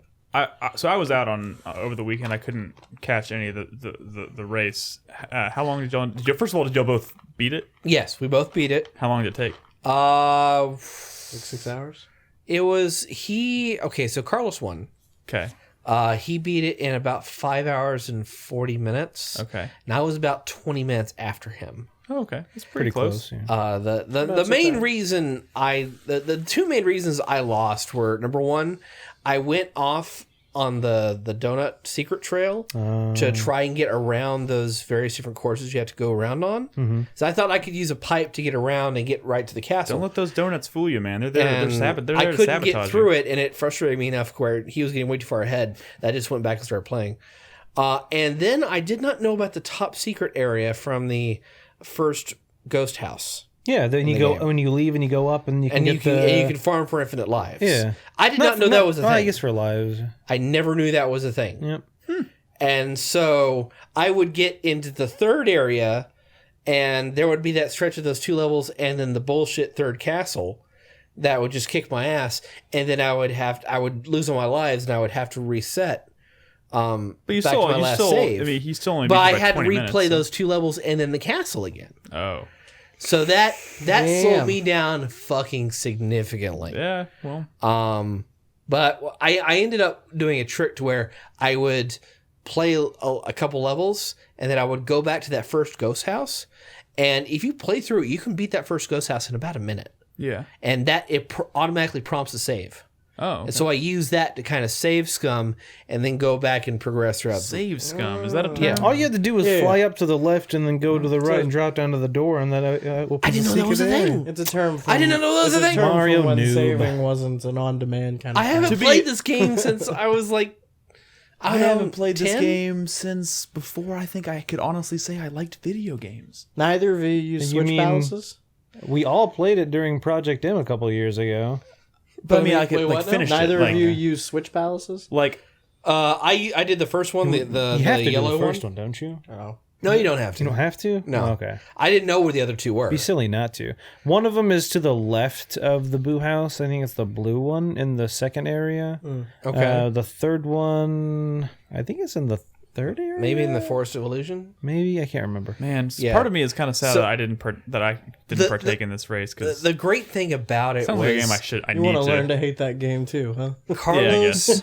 Carlos had the lead, had an exceptional lead on me for several hours. Yeah. Like he stopped like talking about where he was. I'm pretty certain at Brad's urging because he thought it would piss me off. Gotcha. Because I was like on still stuck on the third castle, and I think he was at least castle 5 or 6. And then at some point, that's like when we played then he got stuck.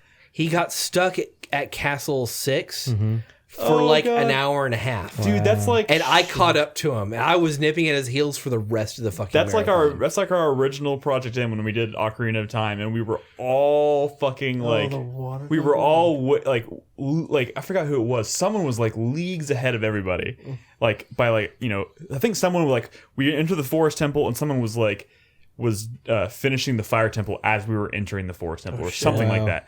I forgot. Like there was a huge gap, and then we hit the Water Temple, and we all ground to a like we halt. all went. And we all came out. We started helping each other in the Water Temple, and we all left the Water Temple at like the exact same time. Yeah, you need a guide for the fucking water temple. Oh my god, it was so funny. It was That's so funny. yeah. As soon as I got to Castle 7, we were neck and neck, just trying to beat it for like 20 minutes, and then he finally beat it. Yeah. And once you beat Castle 7, beating Bowser's Castle, it's pathetically easy. Yeah. Like all the other castles in the game are harder than Bowser's Castle. Gotcha. Y'all should have done the Star Road. Some plebeians. But y'all had a good time? Yeah, no, we had a good time. Cool. I wish.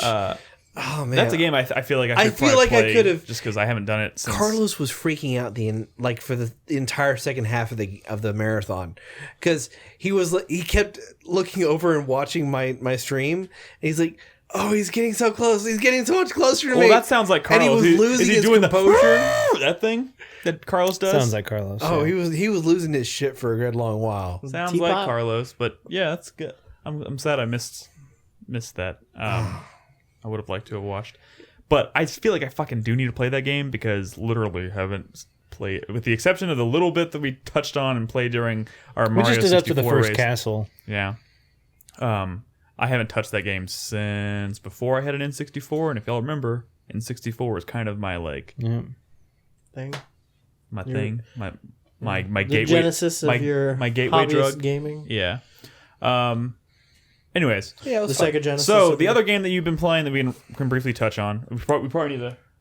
briefly touch on it because since I don't have footage because I didn't know it was going to be on tonight. Yeah. The other thing I've been playing is DLC for Titanfall 2. What? Is this single player DLC? This is multiplayer co-op DLC. Well, son of a bitch. It's Wave Survival DLC. It's called Frontier Defense. Did they ever release? The Frontier Defense was actually in the original Titanfall, but it came out long after launch. Yeah. So this is like 8 months now, 6 months after Titanfall 2 came out. Yeah. I don't remember. Exactly. Yeah, this is it's a new free mode. It plays on one of 5 different multiplayer maps that are already built into the game. And the basic idea is it's you and 3 other players are tasked with defending this generator harvester thing. Yeah. And it's 5 waves of enemies. Sounds like Fortnite. A little bit. You're building up defenses. You kill enemies, you get cash, you spend it at the armory between waves, and you use that to buy upgrades. And it sounds like a tower defense game. And yeah, it's so essentially it's a multiplayer mode of Titanfall 2 but Titanfall, the glorious Titanfall gameplay. That's absolutely wonderful. And the thing about it is that it escalates, and it escalates like terribly. Like, when you say terribly, do you mean like exceptionally, or like it's very well but frightening? Okay, gotcha. Towards the latter waves in the mode, they start introducing what are called nuke titans. They're basically standard titans of any class. They come at you, but as soon as you put them in a doom state, they go into the nuclear reactor ejection sequence, in which if you are close to them, they will fucking destroy you instantly. It's just a suicide bomb. Like a massive explosion. It's a massive explosion. And in the final wave, there tends to be at least 8 to 10 of them on the map at the same time. Just slowly coming at you and just trying to destroy the generator. That sounds pretty cool. But to be honest, not to like, I think that sounds pretty cool actually. But like, they didn't introduce any new model Titans. They did actually. There's a new Titan called the Monarch. It's actually based on the Monarch. The mighty Monarch. Yes. It's based on the Vanguard Titan. That's the star of the campaign. It's based around upgrading itself to where every time you achieve a core status, you can use that to do a selective upgrade to increase the power of your Titan. So when you hit stage 1 of the core upgrade, you activate it. The default I had was like arc rounds, which do like electronic damage to Titans and Stalkers and Reapers, which helps. You can get health upgrades. You can get like better tracking missiles, faster fire rate for your weapons, more damage, more health. I mean, it's actually a really fucking cool Titan. Does it look like BT? Yeah, it does. It looks like BT. Because that was the coolest looking one in the fucking game, I felt like. So I really enjoyed Titanfall 2. I was kind of pissed that wasn't... Did they ever release single player DLC for that game? They haven't released any thus far. Are they going to? Is that in the? I don't know. The books? Because, but I will say that almost all the DLC they released thus far is free. That's good. The only like paid for stuff is mostly cosmetic work. Oh, okay. Yeah, like weapon skins and things like that. Gotcha. Titanfall 2 is pretty good. They look really fucking good. Those cosmetics. Titanfall 2 was and the game good. it already plays so fucking well. Yeah, it does play a little bit like a dream. It does. But this mode, it's very fun. We were playing on easy and we were getting our asses kicked. But it's got its own progression system built into Frontier Defense, where you get Aegis points, which give you overall passive upgrades that carry on throughout matches. And since it counts as multiplayer technically, your overall progress in multiplayer continues on when you're playing this co-op mode. So if you were level 37, you can get up to level 39 or 40. Yeah. That's cool. Plus upgrading your weapons and your stats and completing challenges, and it's really fucking fun. And it's free. It's fucking free. That's the nice thing. So good. The only downside is I don't have the game anymore. Which is terrible. I did it while I redboxed it when I played it. Well, you need to own this game. I think it was like $20 this week. Oh, well, I'll buy it when it gets cheap enough. $5 more than Hollow Knight. That's true. Temporarily more replayability true. than Hollow Knight. Temporarily That's true. debatable. All When right. I finished Hollow Knight, it unlocked a mode that you can play one life.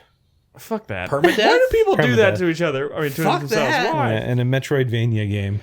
Yeah, fuck that. Fuck everything about that. Yeah, Titanfall, really fucking good. Sweet. We have a few news topics. We'll kind of move through these fairly quickly because I do want to I want to make sure we have enough time for our supporter or Patreon questions tonight. While I'm thinking about it, because Krispy asked me earlier and I couldn't remember, the Gundam from Ready Player One Oh, it's the RX-78. is the RX-78. Yeah. Yeah, it's the original. Yeah. It's the Grand Mac Daddy. Yep. The Grand Mac Daddy? The fucking Gundams? the white ghost. That's like the only Gundam I recognize, but I couldn't the name only it. one you would Yeah, recognize. I know that one. That one's- that I'm one's sure it has just- a name. Because that one's just called Gundam. Gundam? Yeah. It's just called. Is it? Gundam. Are you making shit up? No, I swear to God. I mean, some people like a lot of people refer to it by its designation, which is RX-78 too.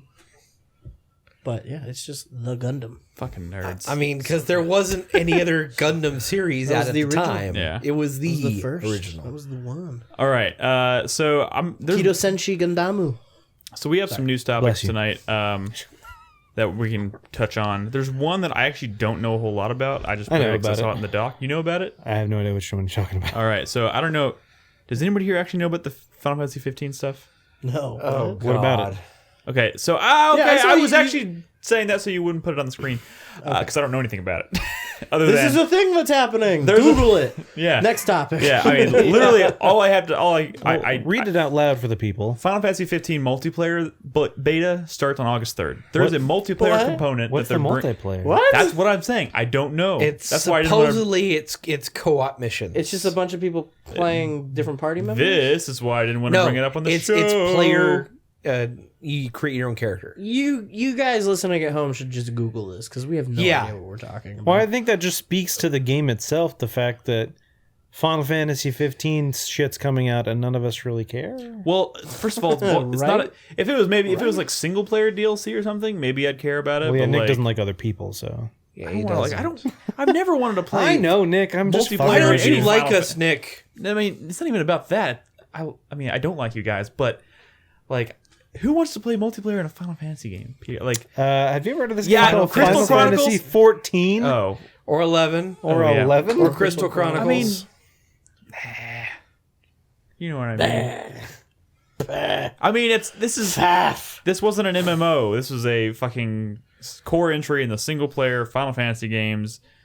I don't want to like have them shoehorn multiplayer mode in. Maybe it'll be good. I don't know. If it is, we'll talk about it when it comes out. For now, I didn't really want to talk about it this much, so let's Why'd you move on bring to it the up, next. I was trying to avoid it. Why didn't you do And that? he put the thing up there anyway, All so I right, had what's to talk up? about What's next in I news? do. Supposedly there is a rumor that we're going to get a PC announcement for Final Fantasy 15 at Gamescom.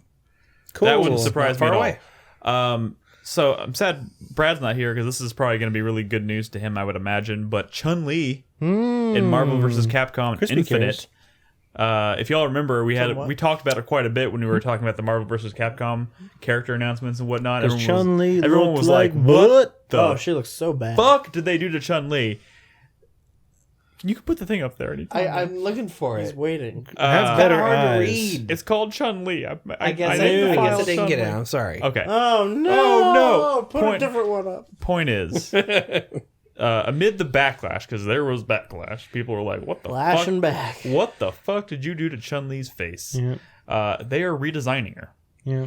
for the game. They're like, oh shit, they noticed. However, the caveat to that is they're gonna They need they're to gonna do fix a her. fucking ground up redesign of everybody. They're gonna- They all look fucking ugly. They're gonna fix her face with a day one patch. Fix Captain America. Like it's not even gonna make it onto Fix the fucking shelf packs. Fix her butt. I mean, the. Whoa, what's wrong with her butt? I didn't see it. It's not big enough. Oh, there you go. Good answer. Needs more. well, she's more But about sir, the we thighs, can't do really. it. Well, I mean, the thighs are attached to the butt. Yeah. Dancing. But I mean, You in don't the- see in women this- with huge butts and tiny thighs. That's not how that you works. do sometimes, and it's weird. Well, yeah, because it's not real. I mean, logically speaking, they've got a production schedule for this game. They probably just didn't have time to. They didn't factor this into their actual production. That they'd have to go back and remodel a character's face. So they got to work on that after the game goes gold, and they issue it in a day one patch. Well, they shouldn't have had a blind developer work on Chun-Li. a blind designer. Yeah. I mean, that's brutal. Of course not. It's what you get. I'm not even like a fighting game fan necessarily, and I saw that. I was like, Yeah. what the fuck is wrong with her face? Okay. All right, what else is in the news? What else we have? Actually, the THQ thing. Chris Davis. Yeah. I'm assuming you put this in the There's doc. at least 3 more Yeah. topics. Yeah, there was a couple more. Yeah. So THQ Nordic teasing a new and old IP reveals at Gamescom. Do we know anything? so- Chris Davis put this one on the doc. So So they're not talking necessarily about what the old IPs are, but the new IP that they're teasing, and it's quoted as a post-apocalyptic kung fu fable game. What? wait. Back it up. What? Post-apocalyptic kung fu Fable game. Fable game. And not Fable as in Fable the franchise. Oh. Or Fable the IP. No, they mean like a Dude, that's I was excited a for that. story about kung fu. A fairy tale about kung fu. Post-apocalyptic kung fu fable style game? That'd like- be interesting. Yeah, it would. Oh my god, they're licensing Six String Samurai. They're gonna make a game. So that's the new IP they're teasing? Yeah, they're teasing multiple new projects, yes. So what's the old IP that they're teasing? They're not really saying. So let's speculate Hence the then. tease. It's not Darksiders. Let's of course speculate. it's not These are Darksiders. fresh announcements. Yeah, so would this include things like Red Faction? Red Faction? Is kind of the first thing that came to mind for me. I mean, that's a possibility. I feel like that's like the one thing that they have still See, besides the thing- Darksiders that might still be. The thing about THQ Nordic is that they've been buying up a shit ton of IPs. Oh, they have? Yeah, they've just, over the past year and a half, they've been just going through and just buying catalog after catalog after catalog and just saying, oh yeah, we hope to own and work on this one day. Heard they even bought the Sears catalog. They might have. I'm Do they do gonna that cross anymore? my fingers and hope for a Red Faction. Yeah, When is Gamescom? Is that in August? Second week of August? yeah. Sweet, Coming up. sweet. I have high hopes for that. I think we're probably gonna end up seeing more Last of Us at Gamescom. I hope like. so. Because that's the only reason I can think of that maybe. Well, no, either at Gamescom PSX. or the PSX. Oh, no, yeah, It's they would gonna save be it. PSX. They would save it for PSX. But didn't we just have PSX? No, that's No, that was a PSX year is always ago. in December. Yeah. Oh Yeah. my god, I can't keep track of all these fucking shows. Yeah. Yep. Too much. Burn it all down. The other small topic we have up here, and this is a quick one. This is the developers of the Swapper.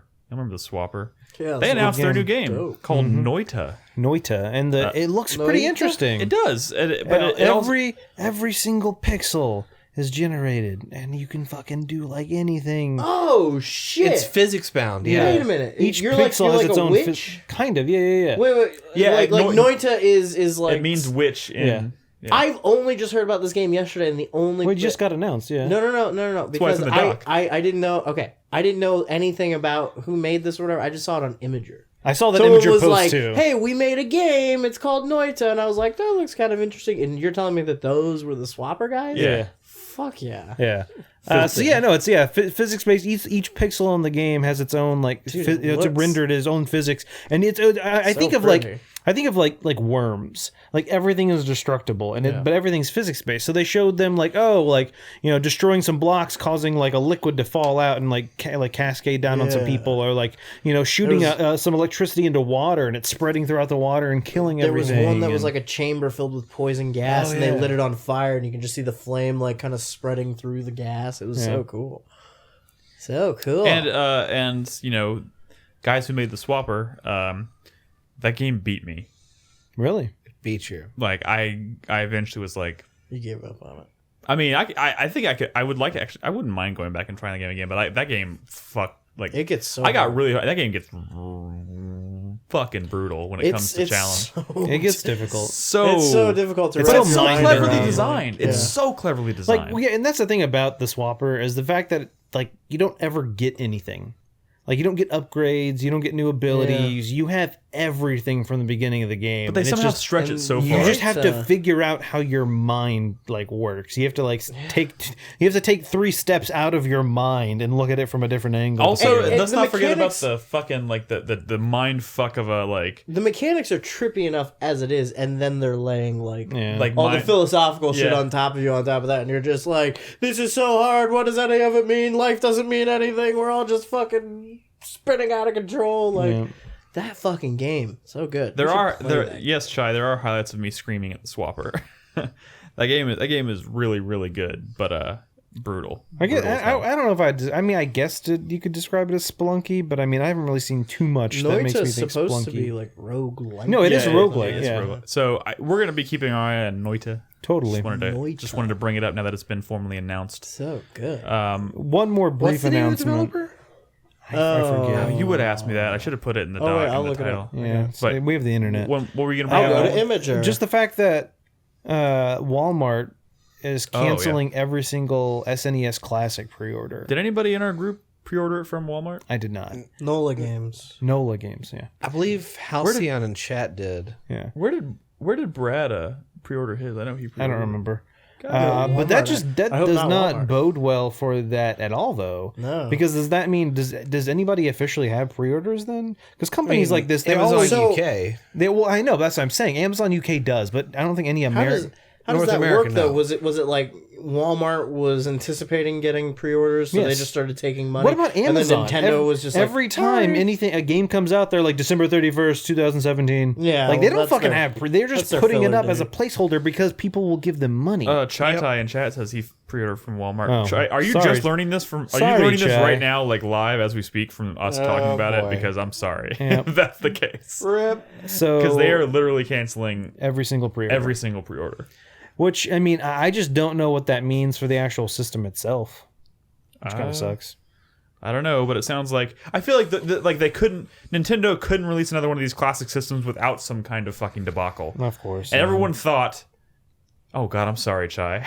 Like, you literally just learned this from us. Damn, Chai, I'm so sorry. I'm sorry to break that news to you. I understand. I understand, Prince, that the same with almost any place you buy something from online usually doesn't charge you until the item ships.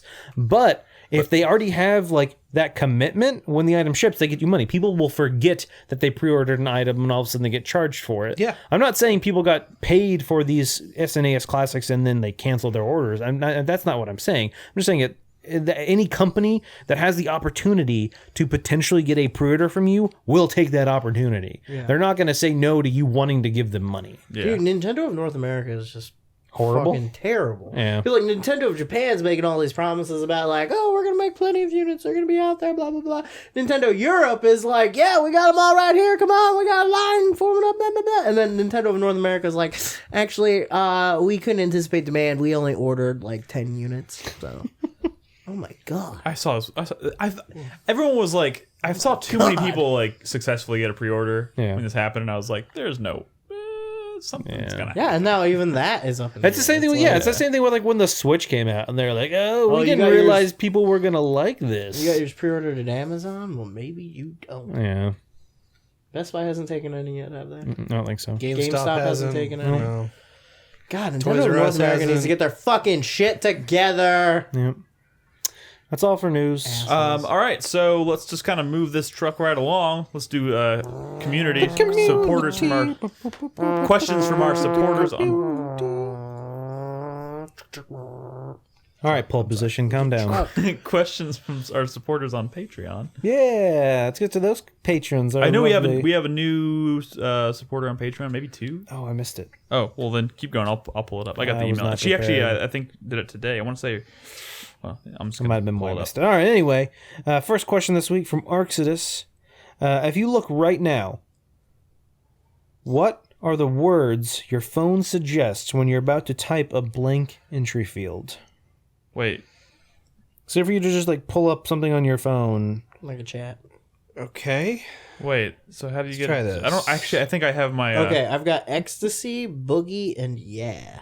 Wouldn't you do like the middle one because that's the suggest? Okay. That's like the top suggestion. I turned off my predict. Wait. So boogie board game of Thrones charity event for a couple of look at this. of This is my Samsung S4 going to sent from my iPhone Oh my god. to the gym, and I was like, to hell with your 2000 softener, and I was like, to hell. Okay, it goes in a loop. How do you? Oh my god. Mine Oh my doesn't- god. Oh my What god. about it? Listen to How this. does this even work? Mine's Shut not up. even Shut guessing. up. Just shut up. You have to have like predictive text on. Like if you have the default. I just turned it back on. Okay. But how do I get like I just? Well, then it usually has to do with if you have like any kind of like your keyboard has that ability. Okay, mine says Boogie Board Game of Thrones charity event for a couple of gold of mundane things. Are you going to You're a Failure, get the best of the three from each forming different elements of gold of mundane things? Are you going to Dog and the Dark Souls of Single White Dudes? Single white dudes. Oh my god, that's the name of I think podcast. some of Name of the show. Some of this got saved for when I was updating my Tinder profile. Oh my god, the Dark Souls of single white guys. Oh my god, that is the name of this episode How right do I there. turn on predictive text? The dark. Okay, we need to move on to the next question. Hold on, God damn it, that's funny. So if I'm on Chrome and I'm viewing predictive text, it says, "I know what you mean. Can show up tonight at around the world of Bethesda Land. The game is at the end of the month of the week segment. Probably won't be until the end of the month." Okay, it goes in the loop there. Anyway, all right. That was fun. That was good, And Krispy. I like yours better than we mine. got the name of this episode out of it, so I'm satisfied. Turn mine on. Next, from Cobra. Who was everyone's biggest role model growing up? Bonus points if you can also answer the question literally. By the way, our new patron for this week is just, I think she just pledged this week, is April. April. April W. April W. Thank you for your pledge. We appreciate it. April. How's Raphael and Michelangelo doing? Don't forget about Donatello. And Donatello and Leo. Raph's in prison. I love that. Role models. Oh God, My role models growing up were Batman and Dr. Egon Spengler. Nice. I can see that one. Oh man. So what constitutes like a? I mean, fuck, a role model. I mean, for a while, for when I was younger, the Green Ranger on Power Rangers was up there for me. You're just like, that guy is so cool. That guy is so cool. How is that guy that cool? You got fucking nailing Amy Jo Johnson. Oh, damn. What? I don't remember those episodes. I was 10 years old. I was like, damn. You're like, From the he's- lost episode. You're like, he's fucking getting some of that. Yeah. No, I had a wicked crush on the Pink Ranger, so I was like, just by proxy, I was like, oh my god, look at this guy, he's so cool. How is that Answered happening? People who didn't have access to Power Rangers. Didn't have access. Weirdo. No, You didn't have access to clean water or electricity or Power Rangers. The three staples of childhood. I mean, honestly, I think growing up, I'm trying to remember, but I was like super into Indiana Jones. Yeah. Like I would always watch those movies for some reason. Like, and I really liked Harrison Ford. Like, Dude, Han specifically Solo? Indiana Yeah, I Jones. think Han- Yeah, no, Han Like, Solo. oh, Yeah. like- Han Solo would be a good one for sure. I'm trying to think of like real world people though. Like who did I look up fuck to real when I was world a kid? people. Oh, yeah. There had to have been somebody. I never liked real people. I mean, I don't even know if I have a specific one, but Bill like, Nye the Science if you want to base it off things that I like expose myself to the most. Sorry, not like expose myself. The Pink to. Ranger. Like I would have And to. you like, don't want us. Like the two exposing things, ourselves. the two things that I think I probably watched the most, probably Ghostbusters and Star Wars. And if I had to pick a character from both of those things, Han Solo would probably be one from Star Wars and from Define Ghostbusters. growing up, because I feel like I'm still growing up. Dr. Venkman? Grant. Dr. Venkman. Dr. Grant from Jurassic Park was your role model. Ooh, that's not a bad one. It was pretty good. I'm pretty sure Nick's role model was the Brachiosaurus. Was the T-Rex. It was actually the Velociraptor thing. The most humble of all of nature's creatures, the Tyrannosaurus Rex. I was really into Robotech, so I mean, Rick Hunter from Robotech. Really? I mean, I really fucking love that show. I mean, if you want to start creeping into he was annoying young hotshot. I watched the first episode of Robotech the other day. I was like, wow, that Rick kid sucks. It was translated. It's like, I 1985. understand your frustration, Roy. See, it's a tough question because when you're young enough, you start to associate role models with like fictional characters that you watch. But at some point, you transition away from like role models being fictional characters to being actual people. No, not really. But then you want to continue to associate the person who plays the character with the fictional characters. But like sometimes the person playing the fictional character is kind of Jeff Corwin.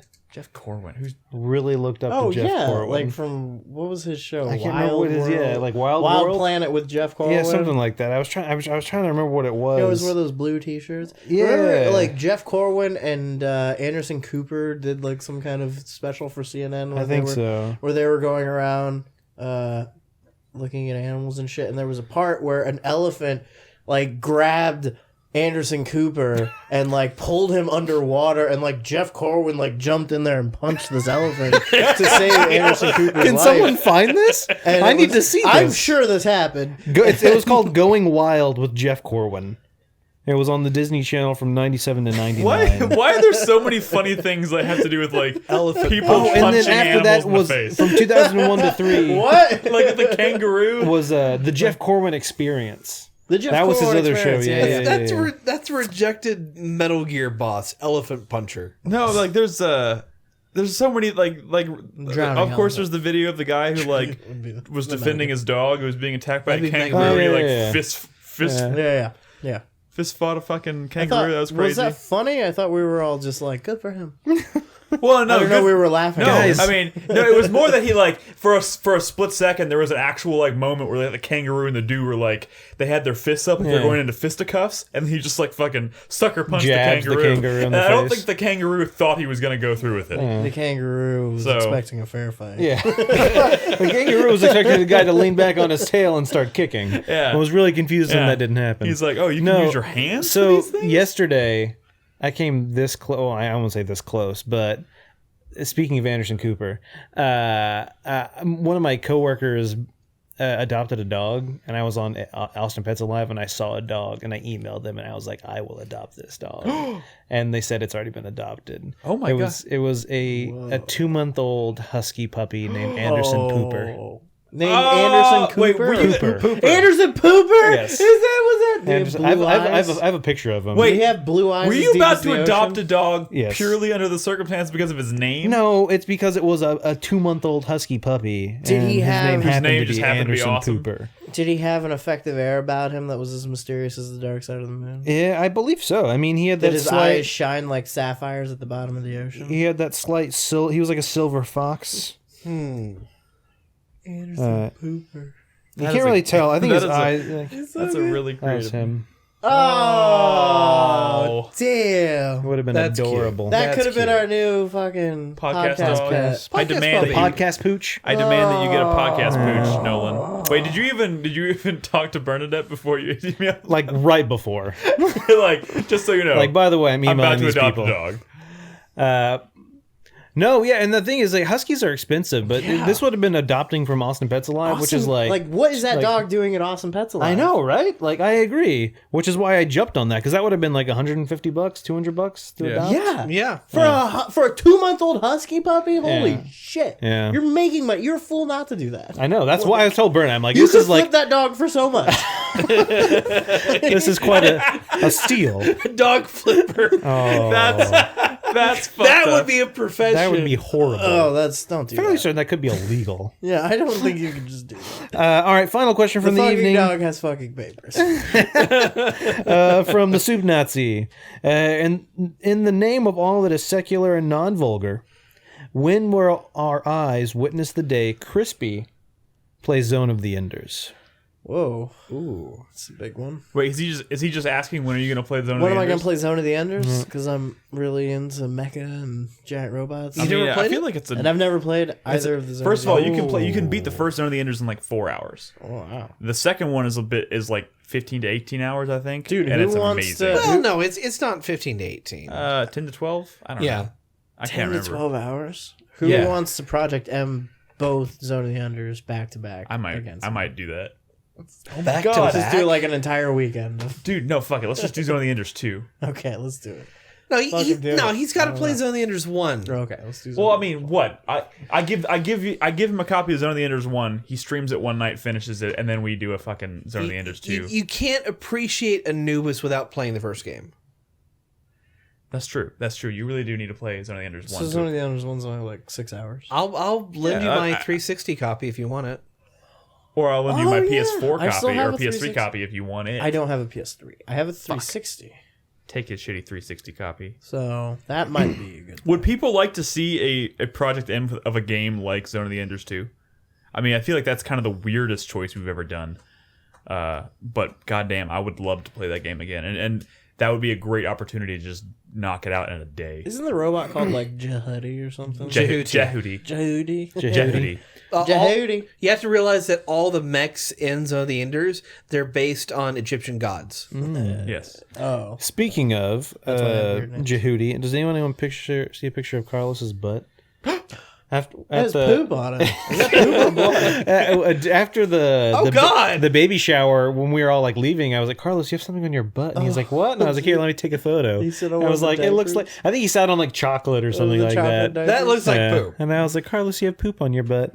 That's awesome. Yeah. All right. Thank you guys so much for your questions. If you're interested in supporting that's now us, Carlos's contact photo for when he calls me. If you're interested in asking us questions, all you have to do is support us on Patreon. $1 or more is all you need to do to ask us questions. Yep. But you can find us at patreon.com. Otherwise, don't talk to us. Patreon.com/4Player. You can ask us joking. anything. I was just joking. As you can see, I'm joking. we'll answer anything.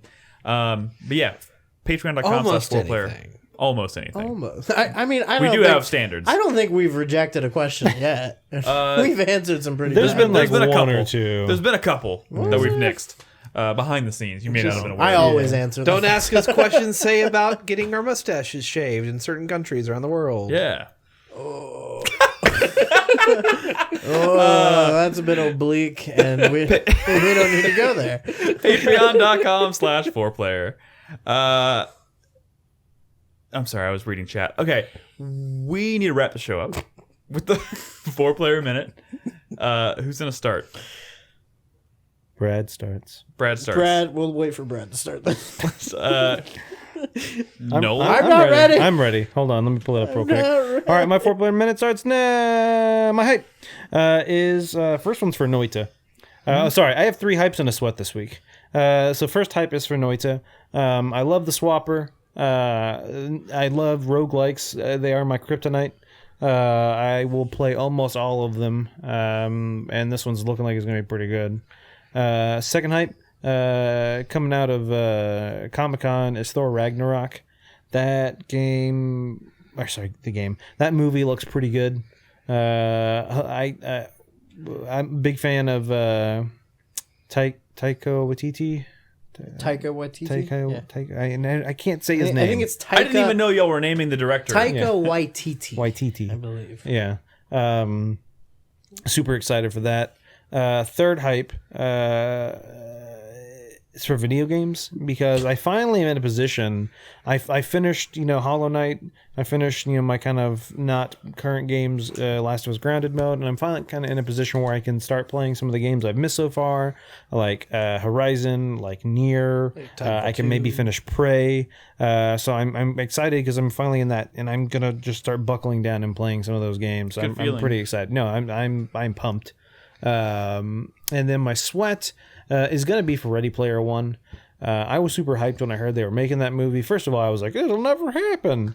And then they're like, they're doing it. And it's Spielberg. And I was like, what the fuck? And so I'm pretty excited for it. But that trailer got me nervous. I'm not saying it's going to be bad. I'm hoping it's going to be Maybe good. it's just kind of a There's messy a lot trailer. going on there. Yeah. It did have a pretty interesting rendition of Imagination from Charlie and the Chocolate Factory. Yep. So that's my 4-player minute. Chris Davis. Okay, my hype this week is for Wolfenstein: The New Colossus. They put out a new trailer this week in the same style of. I missed it. Yeah, it's all about the strawberry milkshake scene. In the I haven't watched it diner? yet, but I hear it's really fucking good. You mean you're talking about when he's over in the diner, right? Yeah. Oh, is that like the live action? What am I thinking of? Well, the original trailer was half live action, with the lassie Yeah. thing. Oh, okay. Yeah, But then they had the rest of was gameplay, and there was that Okay. scene where the Gestapo officer walks that's in right. and That's orders right. a That's milkshake. right. That's right. And evidently the tension from that scene is just as strong as it was in the train scene from The New Order, from what I understand. I refuse to watch it, but I'm like... Wait, you're not going to watch the trailer? Oh, I want this game so Are you bad. going into media blackout? Is that what's happening? Oh, I've been on media blackout. I've been on media blackout since Fair enough. E3. Fair enough. Because I played it. I'm gonna slowly send Chris Davis one frame at a time and images of the trailer. I will... I will not hurt you, but I will despise you, Nolan. I'm gonna like hide it under like stuff. Like when he goes home and he lifts his like blankets in his bed, there's just like a frame. Son of a bitch! Another hype I have this week is for PUBG. They announced a new slew of cosmetic and updates and items coming. Those cost And money. They cost actual real money.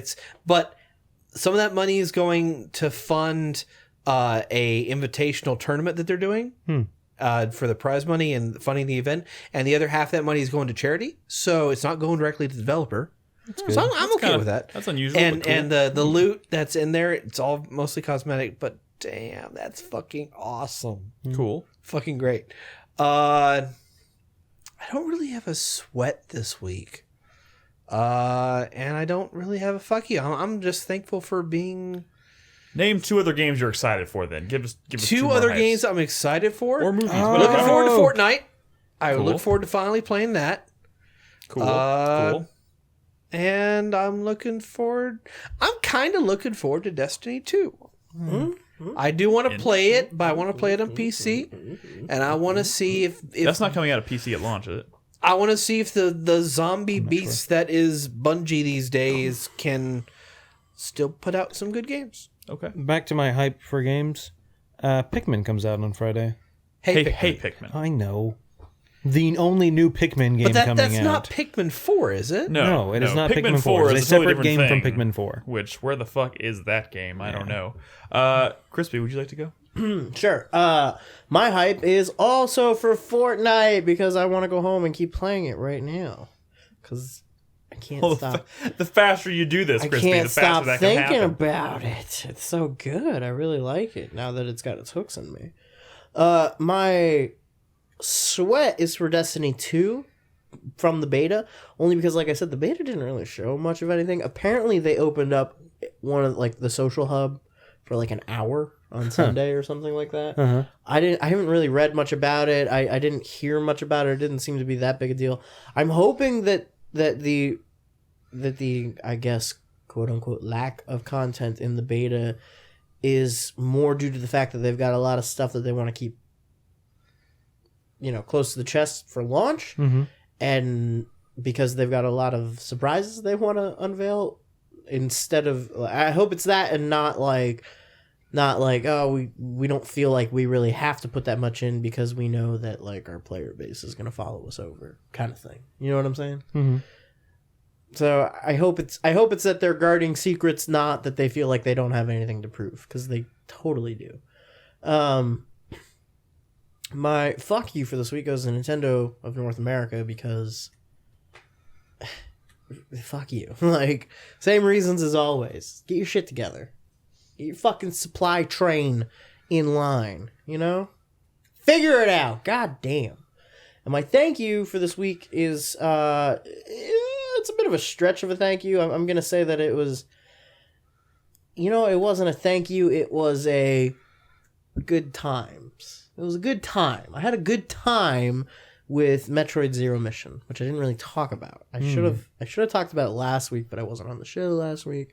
Should have talked about it this week, but I kind of forgot to because it's been a while now. Don't worry, I'm sure Brad will remind you next week. Yeah, he was in chat. He was in chat earlier to remind you. And I'm sure next week I will be more prepared to get into it. But Metroid Zero Mission was really fun. I got a little frustrated at the end, but that didn't really sour my opinion of the game at all. I thought it was a great game, a lot of fun, a little shorter than I thought it would be, but there you go. Cool. Really good. Got another Metroid game off the list. Nice. I'm happy about that. Oh, I remember my other hypes. That was, Too late. It was for movies. It was for movies I had bought on Blu-ray. Nope. Because Stop talking. I bought Kong Skull can't. Island. I bought You Batman missed Mask of the Blah, blah, blah, blah, blah. We're on not listening to what Blu-ray. you're saying. Blah, blah, blah. And next week I get Colossus and Shin Godzilla. I finally watched Colossus. Is it good? That movie went a different way than I thought it was going to, in the best way. Oh, the Anne Really? Hathaway one? Yeah. Okay, good. Anne Hathaway? Yeah. I heard it was good. Hathaway, I'm gonna watch it. It's really good. All right, my know what 4-player. she's good I think in? it's kind of dark, doesn't it? Yeah. You know what she's good in? Brokeback Mountain. She's broken. What? Yeah. She's like one of their wives or something, right? Or girlfriend. I don't remember. Yeah. Interesting. My 4-player minute starts now, and so as not to end the show on a dark, depressing note, I'm gonna get this one out of the way now. No, do it. Let's do it.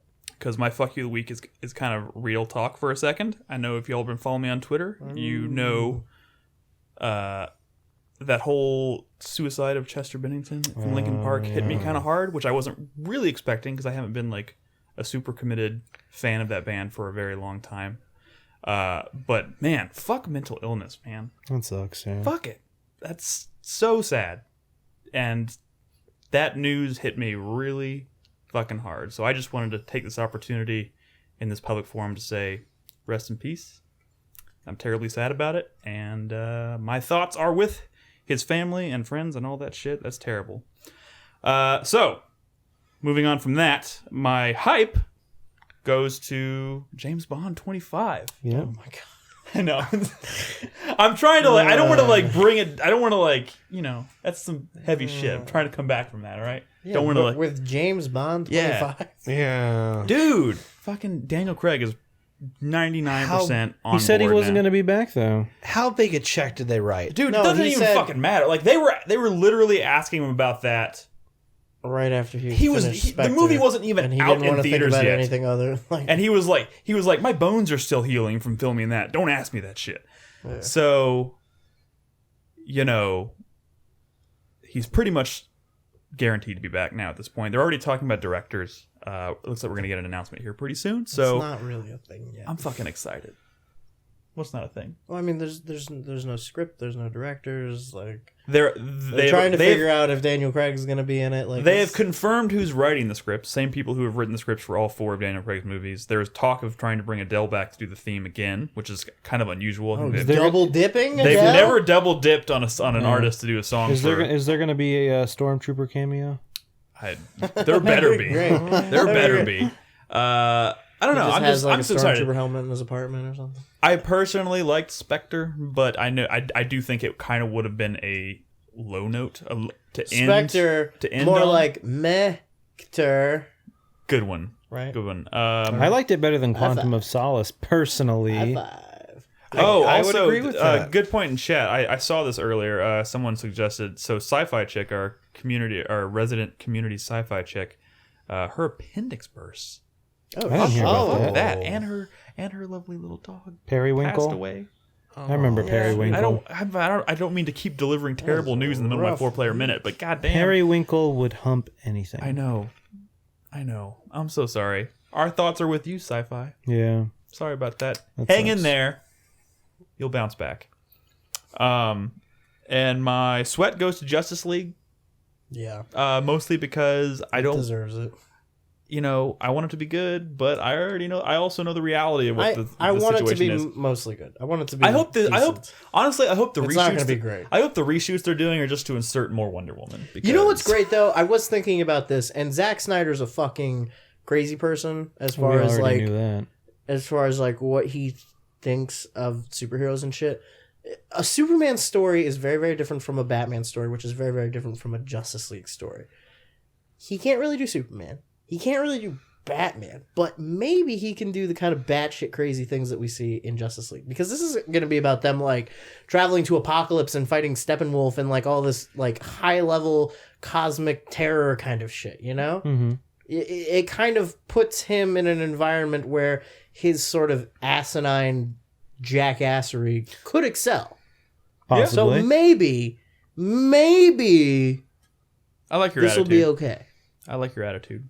I want it to be good, and I'm going to give it a chance, obviously. I always give him a chance. I just, don't always like him, but give it a chance. Yeah. Yep. Yeah. I can't decide if I should go back and rewatch Batman vs Superman or just not. How long need my Blu-ray? Why? To freshen up on the story? Because the story of Batman versus gotta Superman get- doesn't make any fucking No, sense. it's just with me For the like, lore. I usually like movies better the second time I watch them, and I'm just. I know, Crispy. I'm sorry that hurts your soul. Oh wait, and my other hype is Pyre. Nice. Pyre's out, and we'll be talking about that on next week's podcast. I know Brad's gonna be playing it. He says the soundtrack is fucking incredible, which doesn't surprise me. It's Supergiant Games. Yeah. Played it at PAX though. Thought it was a really really cool idea, and it has a really cool art style. I'm sure the soundtrack is as dope as Brad's saying it is. So I fully intend to get my Pyre on between now and next Thursday. The podcast is back to Thursday nights starting next week because, like I said, we were only doing that in July because of a scheduling conflict. But next week we're back on our usual Thursday night podcast. Everything get back to normal. We could have done it on Thursday this week. Yeah, We really could have. Except I made plans for tomorrow night long before I found out Brad couldn't be on the show tonight. So sorry. It's always your fault. I know. I'm sorry. Yeah. But anyways, that's our show this evening, guys. Yep. Thank you so much for hanging out. Chris Davis, thank you for filling in this week for Brad. Crispy, Nolan, thank you for being here. This is your home, Nolan. So thank you for letting us. Thank you for being home. Thanks for not kicking us out. Thank you for being home. And thank you guys for watching us live. Of course, if you have not yet, please join our community Discord. It's discord.gg/4player. We'd love to have you in there. And of course, you can watch us every single night. We broadcast at 4pp.tv, or are also known as twitch.tv/4playerpodcast, all spelled out. That's it. 4playernetwork.com is our website. Fuck yeah. Bookmark us. Thanks, That's where you'll find all guys. of our old podcasts and shit. And go to our YouTube channel and watch our E3 videos. Yeah. Our E3 videos, our top 20 games that we played at E3 and that we're excited for going into late half of 2017, early 2018, is out. Check those out. It's 4 videos, 5 games each in the videos. It's a good, solid hour of entertainment. Yep, good. Really? Turned out to be about an hour? Yeah. Anyways, thank you so much for listening. We'll catch you guys next week. Good night. Bye, guys. Bye. Bye.